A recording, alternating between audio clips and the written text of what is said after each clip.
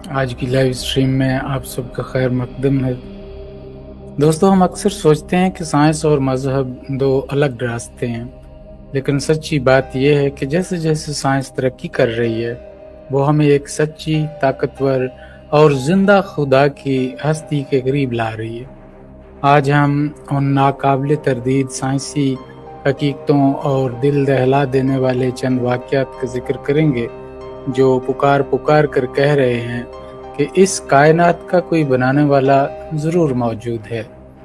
जब हम रात को आसमान की तरफ देखते हैं तो हमें लाखों सितारे नज़र आते हैं। साइंस कहती है कि ये पूरी कायनात एक बहुत बड़े धमाके से शुरू हुई, जिसे बिग बैंग कहते हैं। लेकिन ज़रा सोचिए, अगर कोई धमाका सड़क पर हो तो वहाँ सिर्फ तबाही होती है, चीज़ें बिखर जाती हैं और हर तरफ कचरा हो जाता है। मगर कायनात का ये धमाका इतना अजीबोगरीब था कि इसके बाद दुनिया में हर चीज़ तरतीब से बन गई।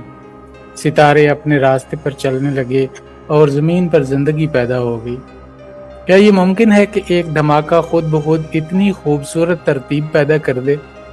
अकल यही कहती है कि इस धमाके को कंट्रोल करने वाला कोई बहुत बड़ी ताकत कोई मौजूद थी, जिसने हर चीज़ को एक ख़ास हिसाब से सेट कर दिया।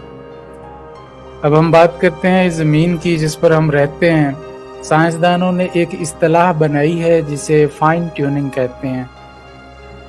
इसका मतलब है कि कायनात को बनाने में जो बुनियादी उसूल इस्तेमाल हुए हैं वो इतने दुरुस्त हैं कि उनमें मामूली तब्दीली भी ज़िंदगी को ख़त्म कर सकती है। मिसाल के तौर पर, अगर ज़मीन सूरज से थोड़ी और दूर होती तो यहाँ इतनी सर्दी होती कि सब जम जाते। अगर ज़मीन सूरज के थोड़ी और करीब होती तो यहाँ सब कुछ जलकर राख हो जाता। ज़मीन का अपने महवर पर झुकाव, यहाँ हवा का दबाव और ऑक्सीजन की मिकदार बिल्कुल इतनी ही है जितनी इंसान को जिंदा रहने के लिए चाहिए। ये सब इत्तेफाक नहीं हो सकता। ये ऐसे ही है जैसे कोई बहुत बड़ा इंजीनियर पहले से सब कुछ नाप तोल कर बना रहा था। हम अक्सर अपने जिस्म को आम समझते हैं, लेकिन हमारे जिस्म के अंदर एक ऐसा निज़ाम है जो कंप्यूटर से भी ज़्यादा तेज़ है। इंसानी जिस्म के हर सेल के अंदर डीएनए मौजूद होता है। ये डीएनए असल में एक कोड बुक या मालूमात का एक खजाना है। इसके अंदर लिखा है कि आपकी आंखों का रंग क्या होगा, आपका कद कितना होगा और आपका दिल कैसे धड़केगा। साइंसदान कहते हैं कि अगर एक इंसान के डीएनए की मालूमात को किताबों में लिखा जाए तो लाखों किताबें भर जाएंगी। अब आप खुद सोचें कि एक छोटी सी सीडी या एक छोटा सा मेमोरी कार्ड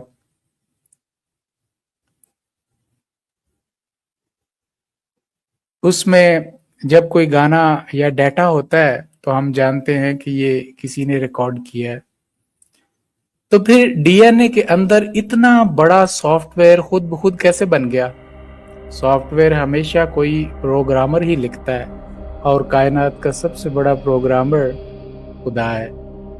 एक बहुत ही हैरत अंगेज और दिल दहला देने वाला वाकया मेडिकल साइंस में अक्सर देखा गया है, जिसे नियर डेथ एक्सपीरियंसेस यानी मौत के करीब के तजर्बे कहते हैं। दुनिया में ऐसे हजारों वाकयात रिकॉर्ड हो चुके हैं अब तक, जहां डॉक्टर्स ने मरीज को मुर्दा करार दे दिया।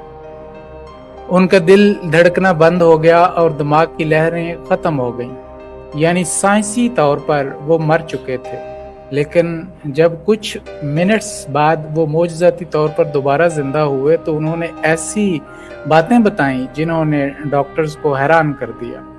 इन मरीजों ने बताया कि जब वो बेहोश थे तो वो अपने जिस्म से बाहर निकल चुके थे और ऊपर से डॉक्टर्स को अपना इलाज करते हुए देख रहे थे। उन्होंने वो बातें और जुमले भी मिनोवन बता दिए जो डॉक्टर्स ने उनके मरने के बाद कमरे में कहे थे। साइंसी तौर पर जब दिमाग काम नहीं कर रहा तो इंसान कुछ सुन या देख नहीं सकता। ये इस बात का सबूत है कि इंसान सिर्फ हड्डियों और गोश्त का नाम नहीं है, बल्कि हमारे अंदर एक रूह मौजूद है जो जिस्म के मरने के बाद भी जिंदा रहती है और उस रूह का ताल्लुक बराह रास्त खुदा से है। एक और नाकाबिल यकीन वाक़या समंदरों के बारे में है। कुरान पाक में एक जगह जिक्र है कि दो समंदर आपस में मिलते हैं, लेकिन उनके दरमियान एक ऐसी रुकावट है जिसे वो पार नहीं करते।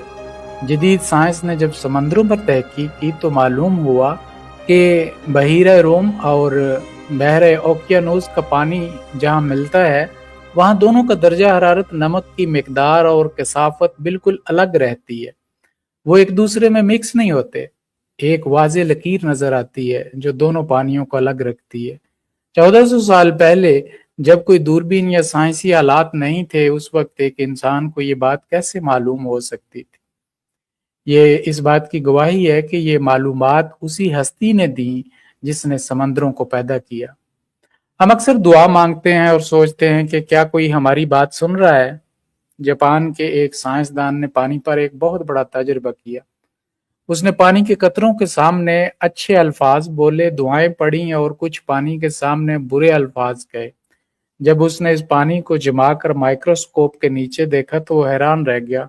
जिस पानी के सामने दुआएं पड़ी गई थीं, उसके अंदर इंतहाई खूबसूरत हीरे जैसे क्रिस्टल बन चुके थे, और जिस पानी को बुरे अल्फाज कहे गए थे, उसके अंदर की बनावट बिल्कुल बिगड़ चुकी थी और वो बदसूरत लग रहा था। हमारा जिस्म 70% पानी से बना है। जब हम खुदा का नाम लेते हैं, ये दुआ करते हैं, तो हमारे अंदर का पूरा निज़ाम बदल जाता है। ये तजुर्बा साबित करता है कि कायनात की हर चीज अपने पैदा करने वाले के नाम पर रद्द अमल देती है। साइंसदान कायनात के फैलाव को देखकर भी दंग रह गए हैं। एडविन हबल नामी साइंसदान ने दरियाफ्त किया कि कायनात साकन नहीं है, बल्कि ये हर सेकंड में बहुत तेजी से फैल रही है। जैसे जैसे वक्त गुजर रहा है, कहकशाएं एक दूसरे से दूर होती जा रही। ये दरियाफ्त 20वीं सदी में हुई, लेकिन यह हकीकत भी सदियों पहले बताई जा चुकी थी। अगर कायनात खुद ब खुद बनी होती तो ये एक जगह रुक जाती या बिखर जाती। इसका एक खास तरतीब से मुसलसल फैलना ये बताता है कि कोई कुव्वत है जो इसे मुसलसल चला रही है और इसे ताकत दे रही है। कायनात की हर चीज में एक खास रियाजी का उसूल पाया जाता है जिसे गोल्डन रेशो कहते हैं। सूरजमुखी के फूल की पत्तियां हों, समंदर का सदफा हो या इंसान का चेहरा, हर चीज की बनावट में एक खास नंबर छुपा हुआ है। अगर ये दुनिया इत्तेफाक से बनती तो हर चीज की शक्ल अजीबो गरीब होती, लेकिन एक ही उसूल का पूरी कायनात में होना ये साबित करता है कि इस पूरी कायनात का डिजाइन और इसका डिजाइनर एक ही है। जैसे एक मुसव्विर की पेंटिंग्स को देखकर उसका अंदाज पहचाना जा सकता है, वैसे ही कायनात की हर चीज पर खुदा के दस्तखत मौजूद हैं।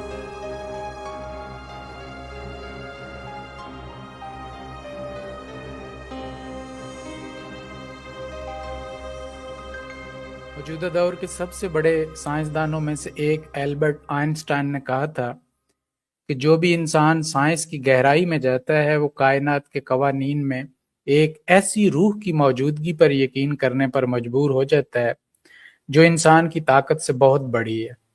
साइंस हमें ये नहीं सिखाती कि खुदा नहीं है, बल्कि साइंस तो हमें ये बताती है कि खुदा ने इस दुनिया को कितनी महारत और खूबसूरती से डिजाइन किया है।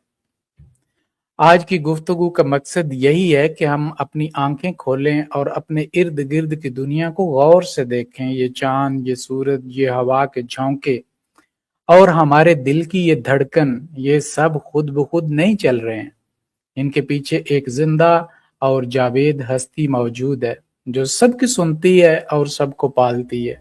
हमें इस हकीकत को तस्लीम करना होगा ताकि हमारी जिंदगियों में सुकून और कोई मकसद पैदा हो सके। हम सब कभी न कभी छोटे बच्चे थे। हमें अपना वो दौर याद नहीं है जब एक छोटा बच्चा दुनिया में आता है तो वो बोल नहीं सकता, उसे भूख लगती है तो वो चलकर माँ के पास नहीं जा सकता। उसके पास सिर्फ एक ही हथियार होता है और वो है उसका रोना। साइंस कहती है कि जब बच्चा रोता है तो उसकी आवाज की लहरें माँ के कानों के पर्दों से टकराती हैं और सीधी दिमाग तक पहुंचती हैं। दिमाग फौरन एक सिग्नल भेजता है जिससे माँ की छातियों में दूध उतर आता है। हैरत की बात है ये کہ یہ پورا نظام خود کار ہے، اپنے آپ کام کرتا ہے، اس پر ماں کا اپنا کوئی اختیار نہیں ہوتا۔ اب ذرا اس میڈیکل سائنس کی حقیقت پر گہرائی سے غور کریں۔ جب ایک بچہ پیدا ہوتا ہے تو اسے یہ معلوم نہیں ہوتا کہ روڈ میپ کیا ہے اور زندگی کیسے گزارنی ہے۔ اس کے معدے کو غذا کی ضرورت ہوتی ہے، لیکن وہ ہاتھ ہلا کر مانگ نہیں سکتا، وہ بول نہیں سکتا، وہ صرف ایک آواز نکالتا ہے۔ دوسری طرف ماں جو شدید گہری نیند میں سو رہی ہوتی ہے، اس بچے کی آواز سنتے ہی جاگ جاتی ہے۔ سائنسدانوں نے لیبارٹری میں تحقیق کی تو پتہ چلا کہ بچے کے رونے کی فریکوینسی یعنی آواز کا اتار چڑھاؤ بالکل اسی معیار پر سیٹ کیا گیا ہے جو انسانی دماغ کو سب سے زیادہ الرٹ کرتا ہے۔ یہ آواز ماں کے دماغ کے ایک خاص حصے جسے ہائپوتھیلیمس کہتے ہیں اس کو متحرک کرتی ہے۔ وہاں سے ایکسیٹوسن نامی ہارمون خارج ہوتا ہے جو سیکنڈز کے اندر ماں کے جسم میں دودھ بنانے اور اسے باہر نکالنے کا عمل فوراً شروع کر دیتا ہے۔ یہاں عقل ایک بہت بڑا سوال اٹھاتی ہے۔ ماں کا جسم ایک الگ وجود ہے اور بچے کا جسم ایک بالکل الگ وجود ہے۔ ان دونوں کے درمیان کوئی تار یا وائرلیس کنیکشن بالکل نہیں جڑا ہوا۔ پھر ایک کے رونے سے دوسرے کے جسم کے اندر کیمیکل چینج کیسے آ جاتا ہے؟ اگر یہ دنیا محض ایک حادثہ ہوتی اور ارتقاء خود بخود ہو رہا ہوتا تو بچے کی آواز کی لہروں کا ماں کے ہارمون سے یہ تعلق کبھی قائم نہ ہو پاتا، کیونکہ اتنا سسٹمیٹک کام، اور ہر کام جس کو بھی آپ دیکھیں گے سسٹمیٹک نہیں ہو سکتا۔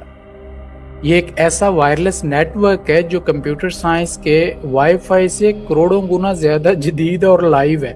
یہ وائی فائی تو آ جایا ہے، یہ وائرلیس چیزیں تو آ جائیں ہیں، اور آپ دیکھیں کہ یہ ایک ایسا وائرلیس سسٹم ہے جو صدیوں سے چلا آ رہا ہے، جب کوئی کتابیں بھی نہیں تھی، کوئی علوم بھی نہیں۔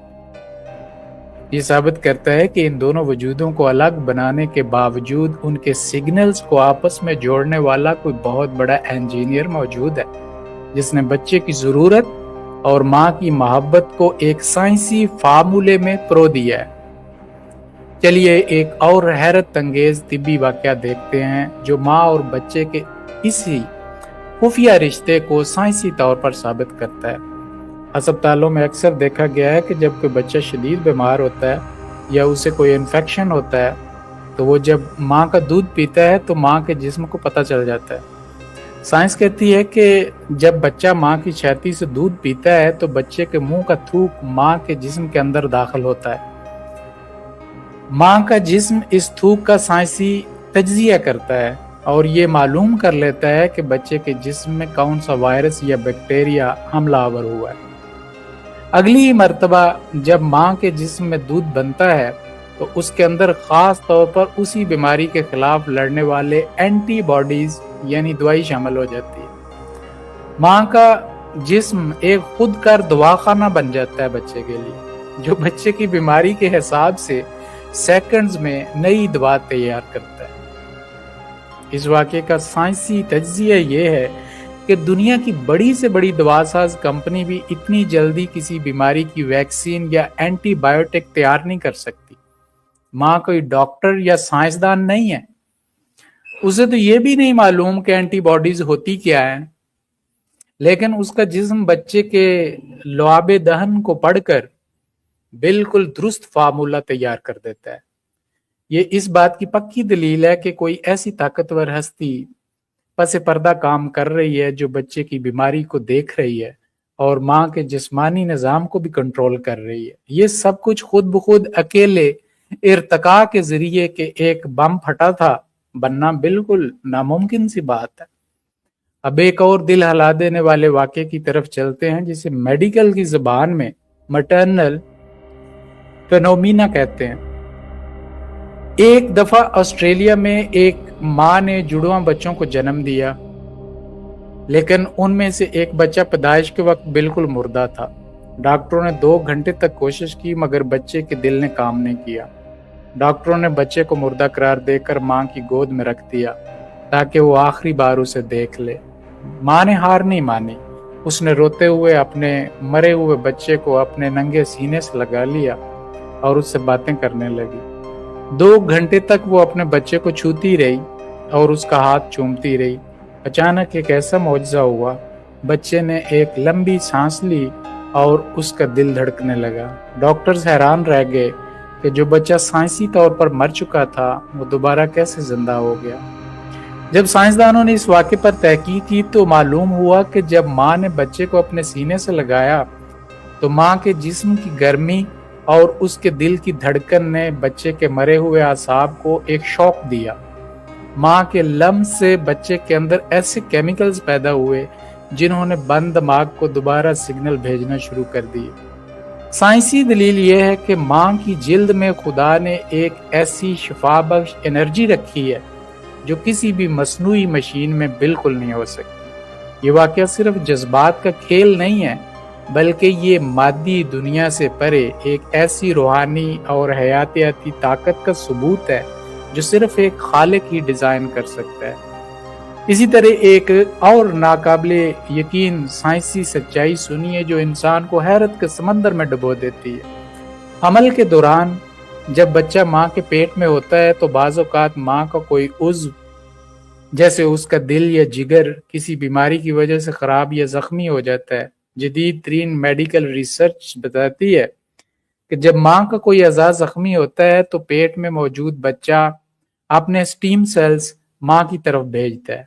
ये स्टीम सेल्स माँ के खून के जरिए उसके जख्मी दिल या जिगर तक पहुंचते हैं और वहां जाकर माँ के खराब खुलियों की मरम्मत शुरू कर देते हैं और माँ को शिफा देते हैं, ठीक कर देते हैं। यानी जो बच्चा अभी दुनिया में आया भी नहीं वो अपनी माँ का इलाज कर रहा होता है। इसका गहरा तज्जिया करें तो अकल दंग रह जाती है।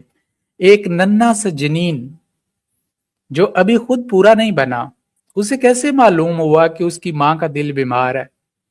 उसने कैसे ये फैसला किया कि मुझे अपने खुलिये भेजकर माँ की जान बचानी है? ये कोई अंधा मादा या इत्तफाकी केमिकल रिएक्शन बिल्कुल नहीं हो सकता। ये वाज़े तौर पर एक ऐसी अलीमो खबीर हस्ती की हिकमत अमली है जो रहम मादर के अंदर बैठकर जिंदगी की लकीरें खींच रही है और माँ और बच्चे को एक दूसरे का मुहाफ़िज़ बना रही है। इन तमाम बातों का निचोड़ यही है कि हमारी पैदाइश से लेकर हमारे बड़े होने तक का पूरा सफर किसी इत्तेफाक का नतीजा नहीं है। कायनात का कोई भी निज़ाम बगैर चलाने वाले के नहीं चल सकता। एक छोटे बच्चे का रोना और माँ के जिस्म का उस पर रद्द अमल देना, बच्चे के थूक से माँ का दवा बनाना और माँ के लम्स से मरे हुए बच्चे का जी उठना, ये सब पुकार पुकार कर कह रहे हैं कि हम सब का कोई बनाने वाला है जो इंतहाई मेहरबान, ताकतवर और जिंदा खुदा है। हमें अपने अंदर झांकना चाहिए और इस अजीम हकीकत को दिल से कबूल करना चाहिए, क्योंकि इसी में हमारी जिंदगी का असल सुकून छुपा हुआ है। आज से तकरीबन 500 साल पहले कोपरनिकस, गैलीलियो और केपलर जैसे साइंसदानों ने दुनिया को बताया कि जमीन, सूरज और चांद एक जगह रुके हुए नहीं हैं, बल्कि अपने अपने मदार में घूम रहे हैं। इस दरियाफ्त पर उस दौर के मजहबी लोगों ने गैलीलियो को सजा तक दे दी थी। लेकिन हैरानकुन बात देखिए, आज से 1400 साल पहले जब अरब के सहरा में दूर दूर तक कोई दूरबीन या लेबॉर्ट्री नहीं थी, कुरान करीम ने सूरह अंबिया में साफ फरमा दिया, वही है जिसने रात और दिन बनाए और सूरज और चांद को पैदा किया, ये सब अपने अपने मदार में तैर रहे हैं। 7वीं सदी का ये कुरान आज भी इस्तांबुल के टॉपकापी महल में महफूज है। कोई इंसान ये नहीं कह सकता कि मुसलमानों ने साइंस की तरक्की देखकर ये आयत बाद में कुरान में शामिल की है। ये इस बात का सबूत है कि ये कलाम उसी खुदा का है जिसने सितारों और सैयारों को बनाया। अब जरा तारीख के उन पन्नों को खोलते हैं जहां इल्म और जहालत की जंग चल रही है। 16वीं और 17वीं सदी में जब गैलीलियो ने अपनी बनाई हुई दूरबीन से आसमान का मुशाहदा किया तो उसने उस वक्त के सबसे बड़े साइंसी अकीदे को चैलेंज कर दिया। उस वक्त की दुनिया ये मानती थी कि जमीन कायनात का मरकज है और बिल्कुल रुकी हुई है, जबकि बाकी सब चीजें उसके गिर्द घूमती हैं। गैलीलियो ने जब ये कहा कि जमीन मुतहर्रिक है, हरकत करती है और सूरज के गिर्द चक्कर लगा रही है, तो वहां के मजहबी रहनुमा गुस्से में आ गए। उन्होंने गैलीलियो पर कुफर का फतवा लगा दिया, उसे अदालत में घसीटा और उम्र कैद की सजा सुनाकर उसके अपने ही घर में उसको नजरबंद कर दिया। वो बेचारा अपनी सच्चाई साबित करते करते अंधा हो गया और उसी कैद में मर गया। इंसानों का ये हाल था कि वो सच्चाई को कबूल करने के लिए तैयार ही नहीं थे और इल्म की शम्मा जलाने वालों को सजा दे देते थे। अब इस वाक़े का गहरा साइंसी और तारीखी तज्जिया करते हैं। गैलीलियो की मौत के सैकड़ों साल बाद साइंस ने माना कि वो बिल्कुल ठीक कह रहा था। मगर हैरत की इंतहा तो तब होती है जब हम 1400 साल पीछे अरब के तपते हुए सहरा की तरफ देखते हैं। वहां रहने वाले लोगों के पास ना तो कोई दूरबीन थी, ना रियाजी के पेचीदा उसूल और ना ही कोई खलाई अदारा था। वो तो सिर्फ ऊंटों पर सफर करते थे और रेत के तूफानों को देखते थे। ऐसे दौर में एक ऐसी किताब का आना जो कायनात के इस खुफिया निज़ाम को इतने वाज़ेह अल्फाज में बयान कर दे, अकल को हैरान कर देता है। कुरान में सिर्फ सूरज और चांद के घूमने की बात नहीं है, बल्कि अरबी का एक खास लफ्ज इस्तेमाल किया है, यानी यसबिहून, जिसका मतलब होता है किसी माया या खला में तैरना। आज की मॉडर्न एस्ट्रोनॉमी यानी इल्म फल्कियात ये साबित करती है कि खला कोई खाली जगह नहीं है, बल्कि एक फैब्रिक या चादर की तरह है जिसमें तमाम सैयारे अपनी ग्रेविटी यानी कश शकल की वजह से ऐसे तैर रहे हैं जैसे पानी में कोई चीज तैरती है। इस साइंसी हकीकत को मजीद पक्का करने के लिए इस्तांबुल के टॉपकापी महल का वाकया सबसे बड़ा तारीखी सबूत है। वहां मौजूद कुरान पाक के कदीम तरीन नुस्खे जो हजरत उस्मान गनी रजी अल्लाह अन्हो के दौर से मंसूब हैं, आज भी दुनिया के सामने बिल्कुल असली हालत में महफूज हैं। दुनिया भर के गैर मुस्लिम माहिरीन आसार कदीमा और जर्मनी की यूनिवर्सिटियों के लिंग्विस्टिक एक्सपर्ट्स यानी ज़बान के माहिरीन ने इन कदीम नुस्खों का जदीद कार्बन डेटिंग टेक्नोलॉजी के जरिए मुआयना किया है। रिसर्च से ये साबित हुआ है कि ये कागज और ये तहरीर उसी 7वीं सदी की है जिस दौर में इस्लाम फैला था। इसका मतलब यह है कि 1400 साल में इस किताब का एक लफ्ज, एक जबर और एक जेर भी नहीं बदला। ये साइंसी और तारीखी दलील इस प्रोपेगेंडे को जड़ से उखाड़ देती है कि शायद मुसलमानों ने जदीद साइंस को देखकर अपने स्क्रिप्ट या किताब में कोई तब्दीली की है। जो आयत आज हम पढ़ रहे हैं वही आयत 1400 साल पहले तपते हुए सहरा में भी पढ़ी जा रही थी। चलिए खलाई साइंस का एक और नाकाबिले यकीन वाकया देखते हैं जिसे नासा ने हाल ही में दरियाफ्त किया है। कुरान पाक की सूरह रहमान में एक आयत है जहां फरमाया गया है कि जब आसमान फटेगा तो वो लाल गुलाब की तरह सुर्ख चमड़े जैसा हो जाएगा। जब 20वीं सदी के आखिर में नासा ने हबल स्पेस टेलीस्कोप को खला में भेजा और उसने करोड़ों नूरी साल दूर मरते हुए सितारों की तस्वीर ली तो साइंसदान दंग रह गए। एक सितारा जब मरता है तो वो जोरदार धमाके से फटता है जिसे सुपरनोवा कहते हैं। नासा ने जब कैटसन ने बोला यानी एक मरते हुए सितारे की तस्वीर जारी की तो वो बिल्कुल एक खिलते हुए सुर्ख गुलाब के फूल जैसी थी। उसका रंग, उसकी पत्तियां और उसका पूरा डिजाइन ऐसा था जैसे किसी ने खला में लाल गुलाब का पेंट कर दिया हो। इस वाक़े का साइंसी तज्जिया यह है कि 1400 साल पहले किसी इंसान के वहमो गुमान में भी नहीं हो सकता था कि सितारे जब फटते हैं तो उनकी शक्ल कैसी होती है। उस दौर में लोग समझते थे कि सितारे बस छोटे छोटे रोशन नुक्ते हैं जो कि कभी खत्म नहीं होते। लेकिन कुरान ने न सिर्फ सितारे के फटने का जिक्र किया, बल्कि उसके रंग और शक्ल की इतनी दकीक तशबीह दी जो सिर्फ एक दूरबीन ही दिखा सकती थी। क्या ये मुमकिन है कि सहरा में बैठकर कोई इंसान अपनी सोच से ऐसी कायनाती तस्वीर कशी कर सके? बिल्कुल नहीं। ये इस बात की वाज़ेह दलील है कि ये कलाम किसी इंसान का नहीं, बल्कि उसी हस्ती का है जो सितारों को बनाती है, उन्हें रोशन करती है और फिर उन्हें मौत देती है। अब एक और तारीखी और साइंसी मवाज़ने पर गौर करें जो कायनात के आगाज़ के बारे में है। पिछली सदी तक दुनिया के बड़े बड़े साइंसदान बशमूल एल्बर्ट आइंस्टाइन ये मानते थे कि ये कायनात हमेशा से ऐसी ही है और इसका कोई आगाज नहीं था, जिसे स्टेडी स्टेट थ्योरी कहते हैं। लेकिन जब एडविन हबल ने कायनात के फैलाव को देखा तो साइंसदानों को अपना नजरिया बदलना पड़ा और बिग बैंग थ्योरी सामने आई। इस थ्योरी के मुताबिक कायनात की हर चीज पहले एक छोटे से नुक्ते में बंद थी, फिर अचानक एक धमाका हुआ और सब चीजें अलग हो गई। अब जरा कुरान करीम की सूरह अंबिया की आयत नंबर 30 का तर्जुमा सुने।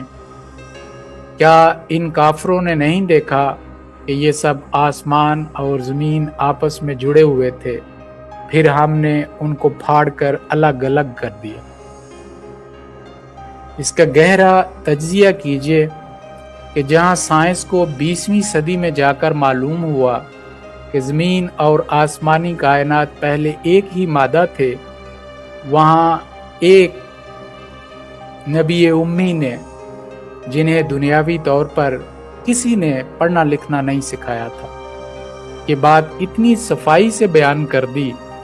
ये वो साइंसी हकायक हैं जिनका कोई मुतबादिल जवाब नहीं है।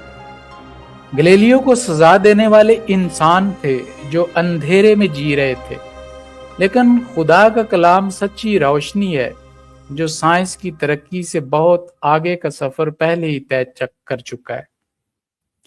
आज की इस गुफ्तगू का सबसे बड़ा पैगाम यही है कि साइंस और ईमान दो अलग अलग रास्ते बिल्कुल नहीं हैं। कुछ ऐसे लोग जो अपने आप को उलमा कहते हैं, जब वो एथिस्ट से बात करते हैं तो क्योंकि ये समझते हैं कि साइंस और कुरान, दीनी और दुनियावी तालीम अलग है, तो वो कुरान की बातों का ही इनकार करके उनकी मुख्तलिफ तौजीहात उनके सामने पेश करते हैं, क्योंकि उनके पास जवाब नहीं होते। साइंस तो असल में खुदा के बनाए हुए कवानीन को समझने का एक नाम है। कुरान खुदा का कौल है, साइंस खुदा का फेल है। जब हम कायनात की गहराई में जाते हैं तो हमें हर सितारे, हर सैयारे और हर आयत के अंदर उसी एक सच्चे और जिंदा खुदा की कारीगरी नजर आती है। हमें अपनी अक्ल का इस्तेमाल करना चाहिए और इस किताब हिदायत पर गौर करना चाहिए जो 1400 साल से इंसानियत को पुकार रही है, ताकि हम अपनी दुनिया और आखिरत दोनों को संवार सकें। स्कूलों में बच्चे बायोलॉजी में पढ़ते हैं कि पौधों और फूलों में भी नर और मादा जोड़े होते हैं, जिन्हें स्टेमन्स और पिस्टल कहा जाता है। कुरान करीम ने सूरह यासीन में फरमाया कि पाक है वो ज़ात जिसने हर चीज़ के जोड़े बनाए, उन चीज़ों के भी जो ज़मीन उगाती है, खुद इंसानों के भी और उन चीज़ों के भी जिन्हें ये इस वक्त नहीं जानते। आयत का आखिरी हिस्सा है जो कि जिन्हें वो नहीं जानते, ये बड़ा अहम है। जब ये आयत आई तो लोग नहीं जानते थे कि मादे यानी मैटर का भी एक जोड़ा होता है जिसे एंटी मैटर कहते हैं। सन 1933 में साइंसदानों ने एंटी मैटर दरियाफ्त करके नोबेल इनाम जीता। सन 1919 और 1932 में रदरफोर्ड और चैडविक ने एटम के अंदर प्रोटॉन और न्यूट्रॉन दरियाफ्त किए। सन 1964 में उनके अंदर क्वार्क्स दरियाफ्त हुए। एक तरफ दुनिया की महंगी तरीन लेबॉर्ट्रीज में काम करने वाले नोबेल इनाम یافتہ سائنسدان ہیں اور دوسری طرف عرب کے صحرا میں رہنے والے نبی امی۔ اگر کائنات کا کوئی خدا نہیں تھا تو پھر محمد صلی اللہ علیہ وآلہ وسلم پر یہ سائنسی راز کس نے کھولے؟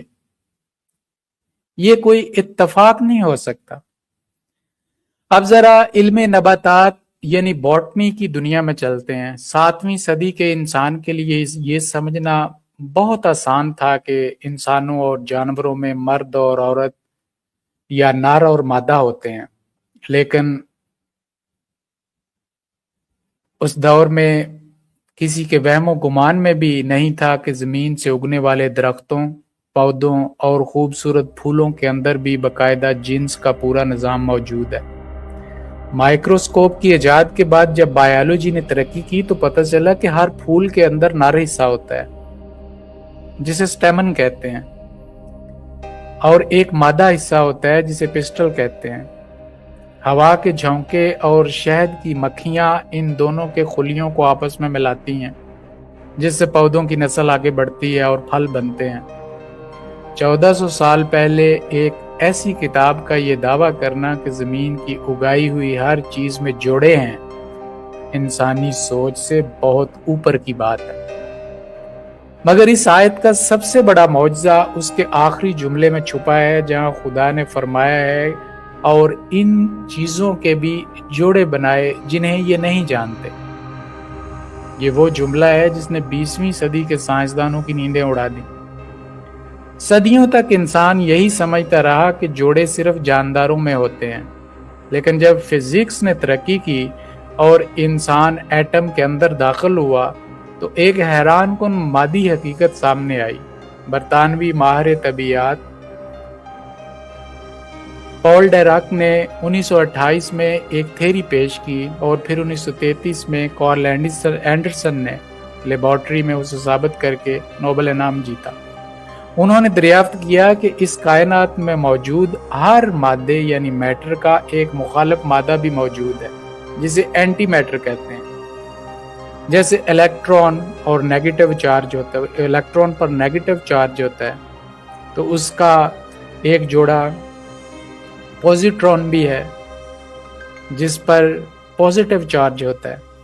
اگر مادہ اور اینٹی میٹر آپس میں مل جائیں تو وہ ایک دوسرے کو ختم کر کے توانائی میں بدل دیتے ہیں۔ کائنات کی بنیاد ہی جوڑوں پر رکھی گئی ہے۔ اس سائنسی دریافت کی گہرائی کو سمجھنے کے لیے ہمیں ایٹم کے سفر کو بھی دیکھنا ہوگا۔ سال 1919 میں ارنسٹ ردرفورڈ نے ایٹم کے مرکز میں پروٹون کو دریافت کیا۔ اس کے بعد 1932 میں جیمز چیڈوک نے نیوٹرون تلاش کیا جس پر انہیں نوبل انعام ملا۔ انسان سمجھ رہا تھا کہ اس نے مادے کی آخری حد پالی ہے، لیکن کہانی یہاں بالکل ختم نہیں ہوئی۔ سال 1964 میں مریگیل مین اور جارج زویگ نامی سائنسدانوں نے دریافت کیا کہ پروٹون اور نیوٹرون بھی خود سے نہیں بنے، بلکہ ان کے اندر اس سے بھی چھوٹے ذرات موجود ہیں جنہیں کوارکس کہا جاتا ہے۔ حیرت کی بات یہ ہے کہ یہ کوارکس بھی ہمیشہ جوڑوں کی شکل میں ہی پائے جاتے ہیں،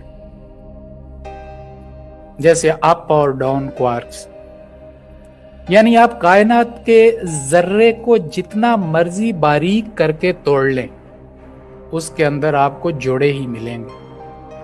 اب اس پورے منظرنامے کا ایک بہترین منطقی اور سائنسی تجزیہ کرتے ہیں۔ ایک طرف ہمارے پاس دنیا کی مہنگی ترین لیبارٹریز ہیں، اربوں ڈالرز کی مشینیں ہیں، جنیوا میں موجود سیرن جیسی عظیم و شان جگہ ہے جہاں ہزاروں نوبل انعام یافتہ سائنسدان دن رات ریسرچ کرتے ہیں۔ تب جا کر انہیں 20ویں اور 21ویں صدی میں پتہ چلتا ہے کہ مادہ اور اینٹی میٹر کیا ہوتے ہیں اور کوارکس کے جوڑے کیسے کام کرتے ہیں۔ دوسری طرف 1400 سال پہلے عرب کا وہ تپتا ہوا صحرا ہے جہاں نہ کوئی سکول تھا، نہ کوئی یونیورسٹی اور نہ ہی کوئی لائبریری۔ وہاں ایک نبی امی حضرت محمد مصطفیٰ صلی اللہ علیہ وآلہ وسلم موجود ہیں جنہوں نے دنیاوی طور پر کسی انسان سے پڑھنا لکھنا نہیں سیکھا، وہ صحرا میں کھڑے ہوکر اتنے یقین سے اعلان کرتے ہیں کہ کائنات کی ہر چیز کے بھی جوڑے ہیں جنہیں تم آج نہیں جانتے اور مستقبل میں جانو گے۔ اس بات پر عقل سلیم کا سب سے بڑا آرگومنٹ یہ ہے کہ یہ کوئی اتفاق یا تکا نہیں ہو سکتا۔ اگر یہ کسی انسان کی اپنی سوچ ہوتی تو وہ صرف ان چیزوں کا ذکر کرتا جو اس کے دور کے لوگ دیکھ سکتے تھے، جیسے کھجور کے درخت یا اونٹ۔ کوئی بھی انسان اپنی کتاب میں ایسی بات لکھ کر رسک نہیں لے گا جو اس کے اپنے دور کے لوگوں کی سمجھ سے باہر ہو اور جسے ثابت ہونے میں 1400 سال لگ جائیں۔ یہ اس بات کا ناقابل تردید سائنسی ثبوت ہے کہ حضرت اقدس محمد مصطفیٰ صلی اللہ علیہ وآلہ وسلم پر یہ راز کسی انسان نے نہیں، کسی دنیاوی استاد نے نہیں، بلکہ اسی خالق نے کھولے ہیں جس نے ایٹم کے اندر کوارٹز کو جوڑوں میں پیدا کیا اور جس نے کائنات کو ایک وجود بخشا۔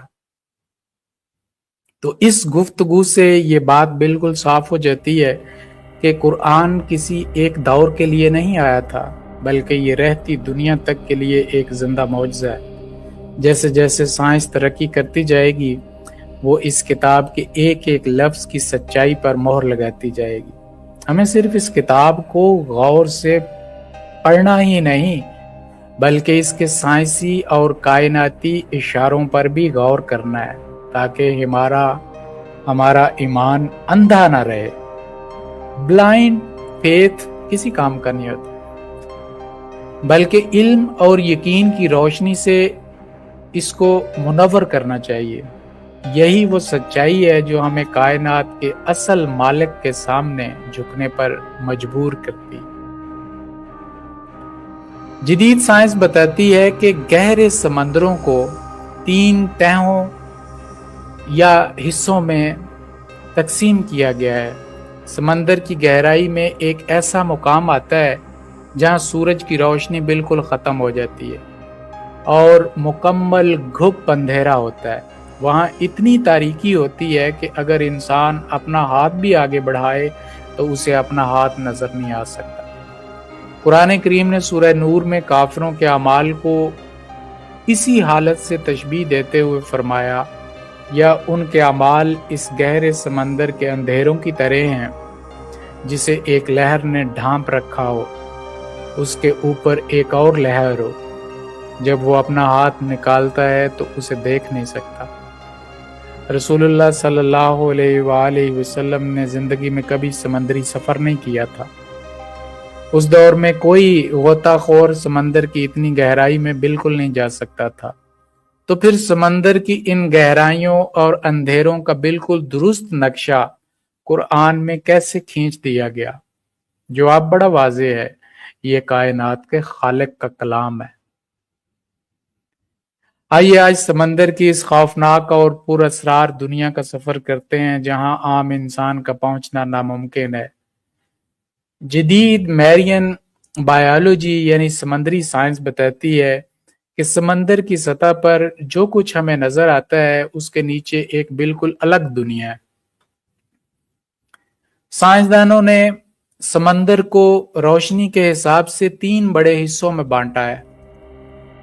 پہلا حصہ سطح کا ہے جہاں تک دھوپ پہنچتی ہے، دوسرا حصہ وہ ہے جہاں روشنی مدھم ہونے لگتی ہے، اور تیسرا حصہ گہرے سمندر کا ہے جسے ایپوٹک زون یا اندھیرے کا علاقہ کہتے ہیں۔ یہ علاقہ سمندر میں تقریباً 200 میٹر کی گہرائی سے شروع ہوتا ہے اور 1000 میٹر نیچے جانے پر روشنی کا نام و نشان مٹ جاتا ہے۔ وہاں درجہ حرارت 0 کے قریب ہوتا ہے اور پانی کا دباؤ اتنا زیادہ ہوتا ہے کہ انسان بغیر خاص آبدوز کے سیکنڈز میں کچلا جائے گا۔ اب اس سائنسی حقیقت کا ایک زبردست تجزیہ کرتے ہیں جو ہمیں حیرت زدہ کر دے گا۔ عام طور پر لوگ سمجھتے ہیں کہ سمندر میں لہریں صرف اوپر کی سطح پر ہوتی ہیں جنہیں ہم ساحل سے دیکھتے ہیں، مگر جدید اوشنوگرافی یعنی علم سمندر نے یہ حیرت انگیز انکشاف کیا ہے کہ گہرے سمندر کے اندر بھی باقاعدہ لہریں چلتی ہیں، جنہیں انٹرنل ویوز یعنی اندرونی لہریں کہا جاتا ہے۔ یہ اندرونی لہریں نیچے کے گہرے اور زیادہ نمکین پانی کو اوپر کے کم نمکین پانی سے الگ کرتی ہیں۔ یہ لہریں اتنی بڑی اور طاقتور ہوتی ہیں کہ باہر کی لہریں ان کا مقابلہ نہیں کر سکتی۔ اب ذرا 1400 سال پہلے کی اس قرآنی آیت کے الفاظ پر غور کریں، جس میں فرمایا گیا کہ جسے ایک لہر نے ڈھانپ رکھا ہو، اس کے اوپر ایک اور لہر ہو اور اس کے اوپر بادل ہوں۔ یعنی قرآن ایک لہر کے اوپر دوسری لہر کا ذکر کر رہا ہے، جو کہ بالکل اسی سائنسی حقیقت کی تصویر کشی ہے۔ اس واقعے کو ثابت کرنے کے لیے سب سے بڑا تاریخی آرگومنٹ یہ ہے کہ انسان 20ویں صدی سے پہلے گہرے سمندر کے ان اندھیروں کو دیکھ ہی نہیں سکتا تھا۔ انسانی پھیپھڑے بغیر کسی آلے کے زیادہ سے زیادہ 40 یا 50 میٹر کی گہرائی تک ہی جا سکتے ہیں، جہاں روشنی پھر بھی موجود ہوتی ہے۔ گہرے سمندر کے اندھیروں اور وہاں کی اندرونی لہروں کو دیکھنے کے لیے انسان کو جدید ٹیکنالوجی، سب میرینز یعنی آبدوزوں اور طاقتور کیمروں کی ضرورت پڑی، جو پچھلی صدی میں ایجاد ہوئیں۔ عرب کے لوگ سمندری سفر سے دور رہتے تھے اور ریت کے سمندر یعنی صحرا میں زندگی گزارتے تھے۔ خود نبی کریم صلی اللہ علیہ وآلہ وسلم نے اپنی پوری زندگی میں کبھی کوئی سمندری سفر نہیں کیا اور نہ ہی کسی آبدوز میں بیٹھے۔ پھر ایک ایسے انسان کے لیے یہ ممکن ہی نہیں تھا کہ وہ سمندر کی نچلی تہہ کے اس گھپ اندھیرے کا نقشہ اتنے درست الفاظ میں بیان کرے کہ وہاں انسان کو اپنا ہاتھ بھی سجائی نہیں دیتا۔ چلیے سمندر کی گہرائی کا ایک اور دل دہلا دینے والا سائنسی واقعہ دیکھتے ہیں، جسے حیاتیاتی روشنی کہتے ہیں۔ جب سائنسدانوں نے خصوصی آبدوزوں کے ذریعے سمندر کی آخری گہرائیوں میں جا کر دیکھا جہاں سورج کی شعاعیں کبھی نہیں پہنچی، تو انہوں نے وہاں کچھ عجیب و غریب مچھلیاں اور جاندار دیکھے۔ ان جانداروں کے جسم سے خودکار طریقے سے روشنی نکل رہی تھی، جیسے کوئی بلب جل رہا ہو۔ چونکہ وہاں مکمل اندھیرا ہوتا ہے، اس لیے خدا نے ان مخلوقات کے جسموں میں ایسا کیمیکل نظام بنایا ہے جو اندھیرے میں روشنی پیدا کرتا ہے تاکہ وہ اپنا راستہ دیکھ سکیں اور شکار کر سکیں۔ یہ اس بات کا پکا ثبوت ہے کہ کائنات کا بنانے والا سمندر کے ان اندھیروں میں بھی واقف ہے، اور اس نے وہاں رہنے والی مخلوق کے لیے بھی روشنی کا انتظام اسی وقت کر دیا تھا جب انسان کو اس جگہ کا علم بھی نہیں تھا۔ اس پورے منظرنامے کا گہرا منطقی تجزیہ ہمیں اسی ایک نتیجے پر پہنچاتا ہے کہ یہ معلومات کسی انسانی دماغ کی پیداوار بالکل نہیں ہو سکتی۔ اگر یہ کوئی عام کتاب ہوتی یا کسی انسان نے اپنے پاس سے لکھی ہوتی تو وہ سمندر کی تشبیہ دیتے ہوئے صرف ان چیزوں کا ذکر کرتا جو ساحل پر نظر آتی ہیں، جیسے تیز ہوا، اونچی لہریں یا طوفان۔ کوئی بھی انسان 1400 سال پہلے یہ دعویٰ نہیں کر سکتا تھا کہ سمندر کے نیچے ایک اور لہر ہے اور اس کے نیچے ایسا اندھیرا ہے جہاں روشنی کا ایک ذرہ بھی نہیں پہنچتا۔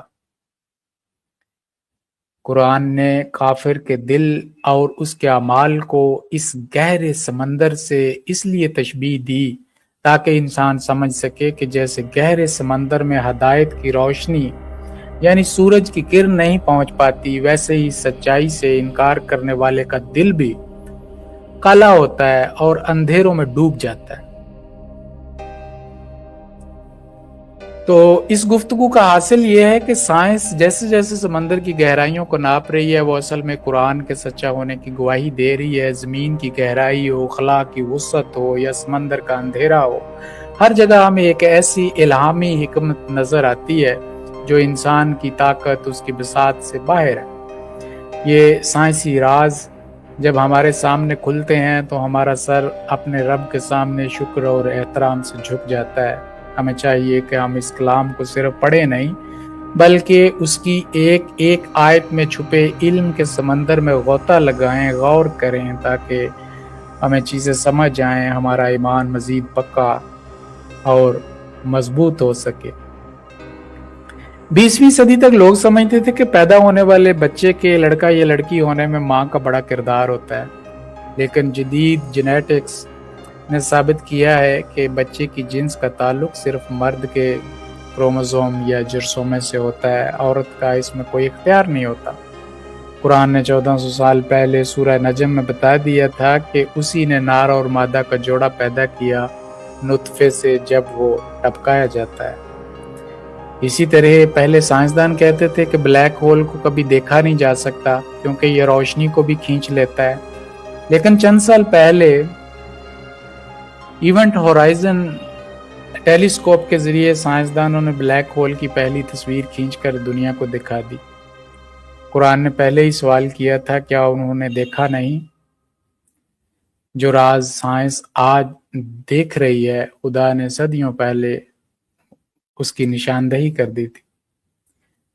दुनिया की तारीख उठाकर देखें तो मालूम होता है कि जमानों से औरतों पर यह जुल्म होता है कि अगर उनके यहाँ बेटा पैदा ना हो तो उन्हें कसूरवार ठहराया जाता है। जाहिल माशरे आज भी इस बात पर औरतों को ताने देते हैं, लेकिन पिछली सदी में जब जेनेटिक्स यानी इल्म वरासत ने तरक्की की तो हकीकत बिल्कुल उल्ट निकली। साइंसदानों ने माइक्रोस्कोप के नीचे देखा कि इंसान के खुलियों में क्रोमोसोम्स होते हैं। औरत के पास सिर्फ XX क्रोमोसोम होते हैं, जबकि मर्द के पास X और Y दोनों क्रोमोसोम मौजूद होते हैं। जब हमल ठहरता है तो औरत हमेशा अपना X क्रोमोसोम ही देती है। अब अगर मर्द की तरफ से X क्रोमोसोम आए तो लड़की पैदा होती है, और अगर मर्द की तरफ से Y क्रोमोसोम आए तो लड़का पैदा होता है। यानी बच्चे का लड़का या लड़की होना मुकम्मल तौर पर मर्द के नुतफे पर मुनहसर है। इस साइंसी सच्चाई के गहरा तजिया कीजिए कि 1400 साल पहले जब कोई मेडिकल साइंस नहीं थी, उस वक्त कुरान ने बिल्कुल वाज़े लफ्ज इस्तेमाल किया। अरबी में नुतफा का मतलब मर्द का वो मादा है जो टपकाया जाता है। कुरान ने साफ कह दिया कि नर और मादा का बनना इसी नुतफे से तय होता है जो टपकाया जाता है। उस दौर के इंसान के लिए सोचना भी नामुमकिन था, क्योंकि ज़ाहरी तौर पर बच्चा माँ के पेट में जन्म लेता है। इसलिए सब यही समझते थे कि माँ का जिस्म ही जिन्स का फैसला करता है। कुरान का ये बयान इस बात का मुंह बोलता सबूत है कि ये किसी इंसान की अपनी सोच नहीं थी, बल्कि ये उस अजीम खालिक का कलाम है जो इंसानी जिस्म के एक एक खुलिये और क्रोमोसोम की हकीकत से पहले दिन से वाकिफ है। अब एक और कायनाती वाक़े की तरफ चलते हैं जिसने पिछले चंद सालों में पूरी दुनिया को हलाक कर रख दिया। ये वाक़या है ब्लैक होल का। अल्बर्ट आइंस्टाइन ने अपने हिसाब किताब से बताया था कि खला में कुछ ऐसी जगह हैं जहाँ कशिश शकल यानी ग्रेविटी इतनी ज़्यादा है कि वहाँ से कोई भी चीज़, यहाँ तक कि रोशनी का एक ज़र्रा भी बाहर नहीं निकल सकता, क्योंकि वहाँ से रोशनी वापस नहीं आती। इसलिए साइंसदानों का मानना था कि ब्लैक होल को बराह रास्त आंखों से देखना या उसकी तस्वीर लेना हमेशा ही नामुमकिन रहेगा। वो कायनात का एक सबसे बड़ा पोशीदा राज था। लेकिन 2019 में दुनिया भर के साइंसदानों ने मिलकर एक तारीख रकम की।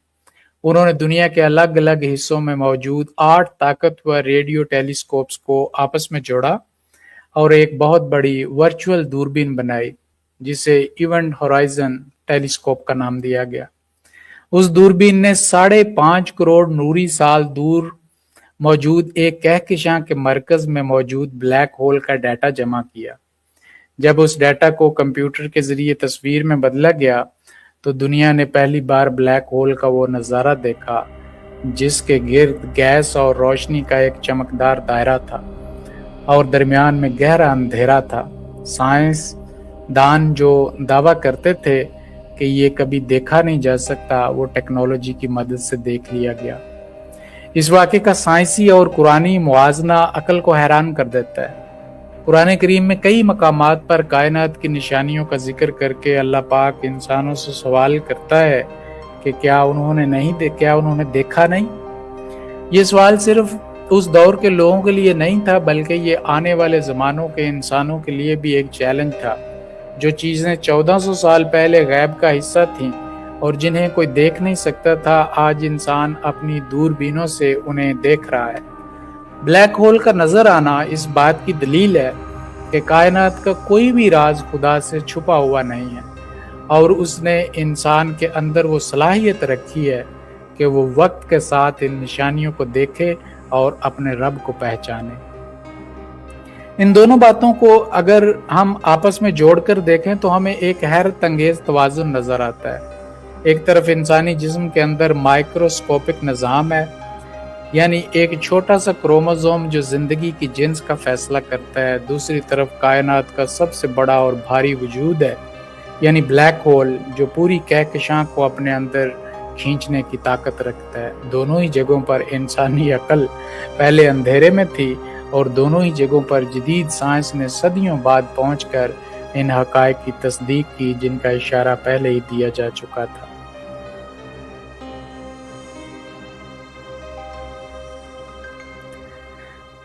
چاہے وہ ہمارے اپنے وجود کے اندر چھپے جینیاتی راز ہوں یا آسمانوں کی وسعتوں میں موجود بلیک ہول، ہر سچائی ہمیں ایک قادر مطلق خدا کی طرف لے جاتی ہے۔ جب ہم ان چیزوں پر غور کرتے ہیں تو ہماری زبان سے خود بخود اپنے خالق کی تعریف نکلتی ہے، اور ہمیں یہ یقین ہو جاتا ہے کہ یہ دنیا بغیر کسی مقصد کے نہیں بنائی گئی، اور اس کا کوئی بنانے والا ہے۔ کوانٹم فزکس کے مشہور سائنسدان ورنر ہائزنبرگ نے ایک بہت خوبصورت بات کہی تھی: سائنس کے گلاس سے پہلا گھونٹ پیتے ہی آپ دہریا ہو جائیں گے، لیکن یاد رکھیے اس گلاس کے پیندے میں خدا آپ کا انتظار کر رہا ہے۔ کچھ لوگ پوچھتے ہیں کہ اگر کائنات خدا نے بنائی تو خدا کو کس نے بنایا؟ یہ بالکل ایسا ہی غلط سوال ہے جیسے کوئی کہے کہ اس کمرے کو اصغر نے پینٹ کیا ہے، تو اصغر کو کس نے پینٹ کیا ہے؟ خدا کوئی مادی چیز نہیں ہے جسے بنایا جائے۔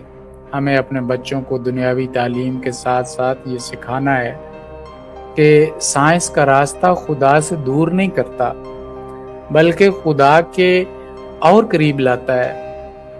ہمیں صرف بحثیں نہیں کرنی، بلکہ عملی طور پر اپنی نمازوں میں رو رو کر اس زندہ خدا کو خود تلاش کرنا ہے، اور اس مفروضے کو غلط ثابت کرنا ہے کہ شریعت یعنی اسلام ایک الگ چیز ہے اور سائنس ایک الگ چیز ہے، دینی تعلیم ایک الگ چیز ہے، دنیاوی تعلیم ایک الگ چیز ہے۔ ہائزنبرگ کا یہ جملہ 20ویں صدی کے سب سے بڑے سائنسی سچ کو بیان کرتا ہے۔ جب کوئی انسان سائنس کو اوپر سے پڑھتا ہے اور فزکس یا بایولوجی کے چند بنیادی اصول سیکھ لیتا ہے، چند الفاظ سیکھ لیتا ہے، رٹا لگا لیتا ہے ان کو، تو اسے لگتا ہے کہ کائنات کے سارے کام قوانین کے تحت خود بخود ہو رہے ہیں، اور اس کو ساری نالج ہے چند نام یاد کرنے کی وجہ سے۔ اسے لگتا ہے کہ اب خدا کی ضرورت نہیں رہی، یہ سائنس کے گلاس کا پہلا گھونٹ ہے۔ جو نیم حکیم ہوتے ہیں نا، جن کے پاس تھوڑا علم ہوتا ہے، تو وہ چند باتیں بس جان کے سائنس کی، تو وہ سمجھتے ہیں کہ وہ حافظ ہو گئے ہیں، اب دہریا ہو جاتے ہیں۔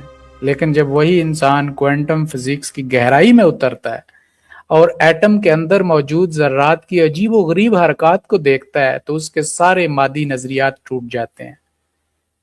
وہ دیکھتا ہے کہ کائنات کے قوانین کے پیچھے ایک ایسی ذہانت کام کر رہی ہے جو مادی دنیا سے بالکل الگ ہے۔ وہاں پہنچ کر انسان یہ ماننے پر مجبور ہو جاتا ہے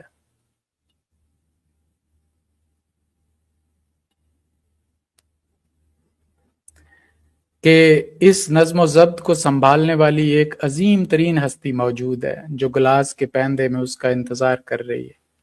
اب اس الجھے ہوئے سوال کا بہترین منطقی تجزیہ کرتے ہیں جو اکثر نوجوانوں کے ذہنوں میں ڈالا جاتا ہے کہ خدا کو کس نے بنایا؟ یہ سوال بذات خود ایک بہت بڑی منطقی غلطی پر مبنی ہے۔ جب ہم کسی چیز کے بنانے کی بات کرتے ہیں تو ہم مادی دنیا کی بات کر رہے ہوتے ہیں جہاں وقت، جگہ اور مادہ موجود ہو۔ کائنات کی ہر چیز وقت اور جگہ یعنی ٹائم اور سپیس کے اندر قید ہے، لیکن جس ہستی نے اس وقت اور جگہ کو خود پیدا کیا ہے وہ اس کے اندر قید کیسے ہو سکتی ہے؟ خدا کائنات کا خالق ہے، اس کو بنانے والا ہے، وہ کائنات کا حصہ نہیں ہے۔ جیسے کمپیوٹر کا سافٹ ویئر بنانے والا انجینئر خود اس کمپیوٹر کی سکرین بلکہ وہ اس کمپیوٹر سے باہر ایک الگ وجود رکھتا ہے۔ بالکل اسی طرح خدا اس مادی کائنات کی حدوں سے باہر ہے اور اس پر مادی قوانین لاگو نہیں ہوتے۔ اس بات کو سمجھنے کے لیے اصغر اور پینٹ والی مثال سب سے بہترین دلیل ہے۔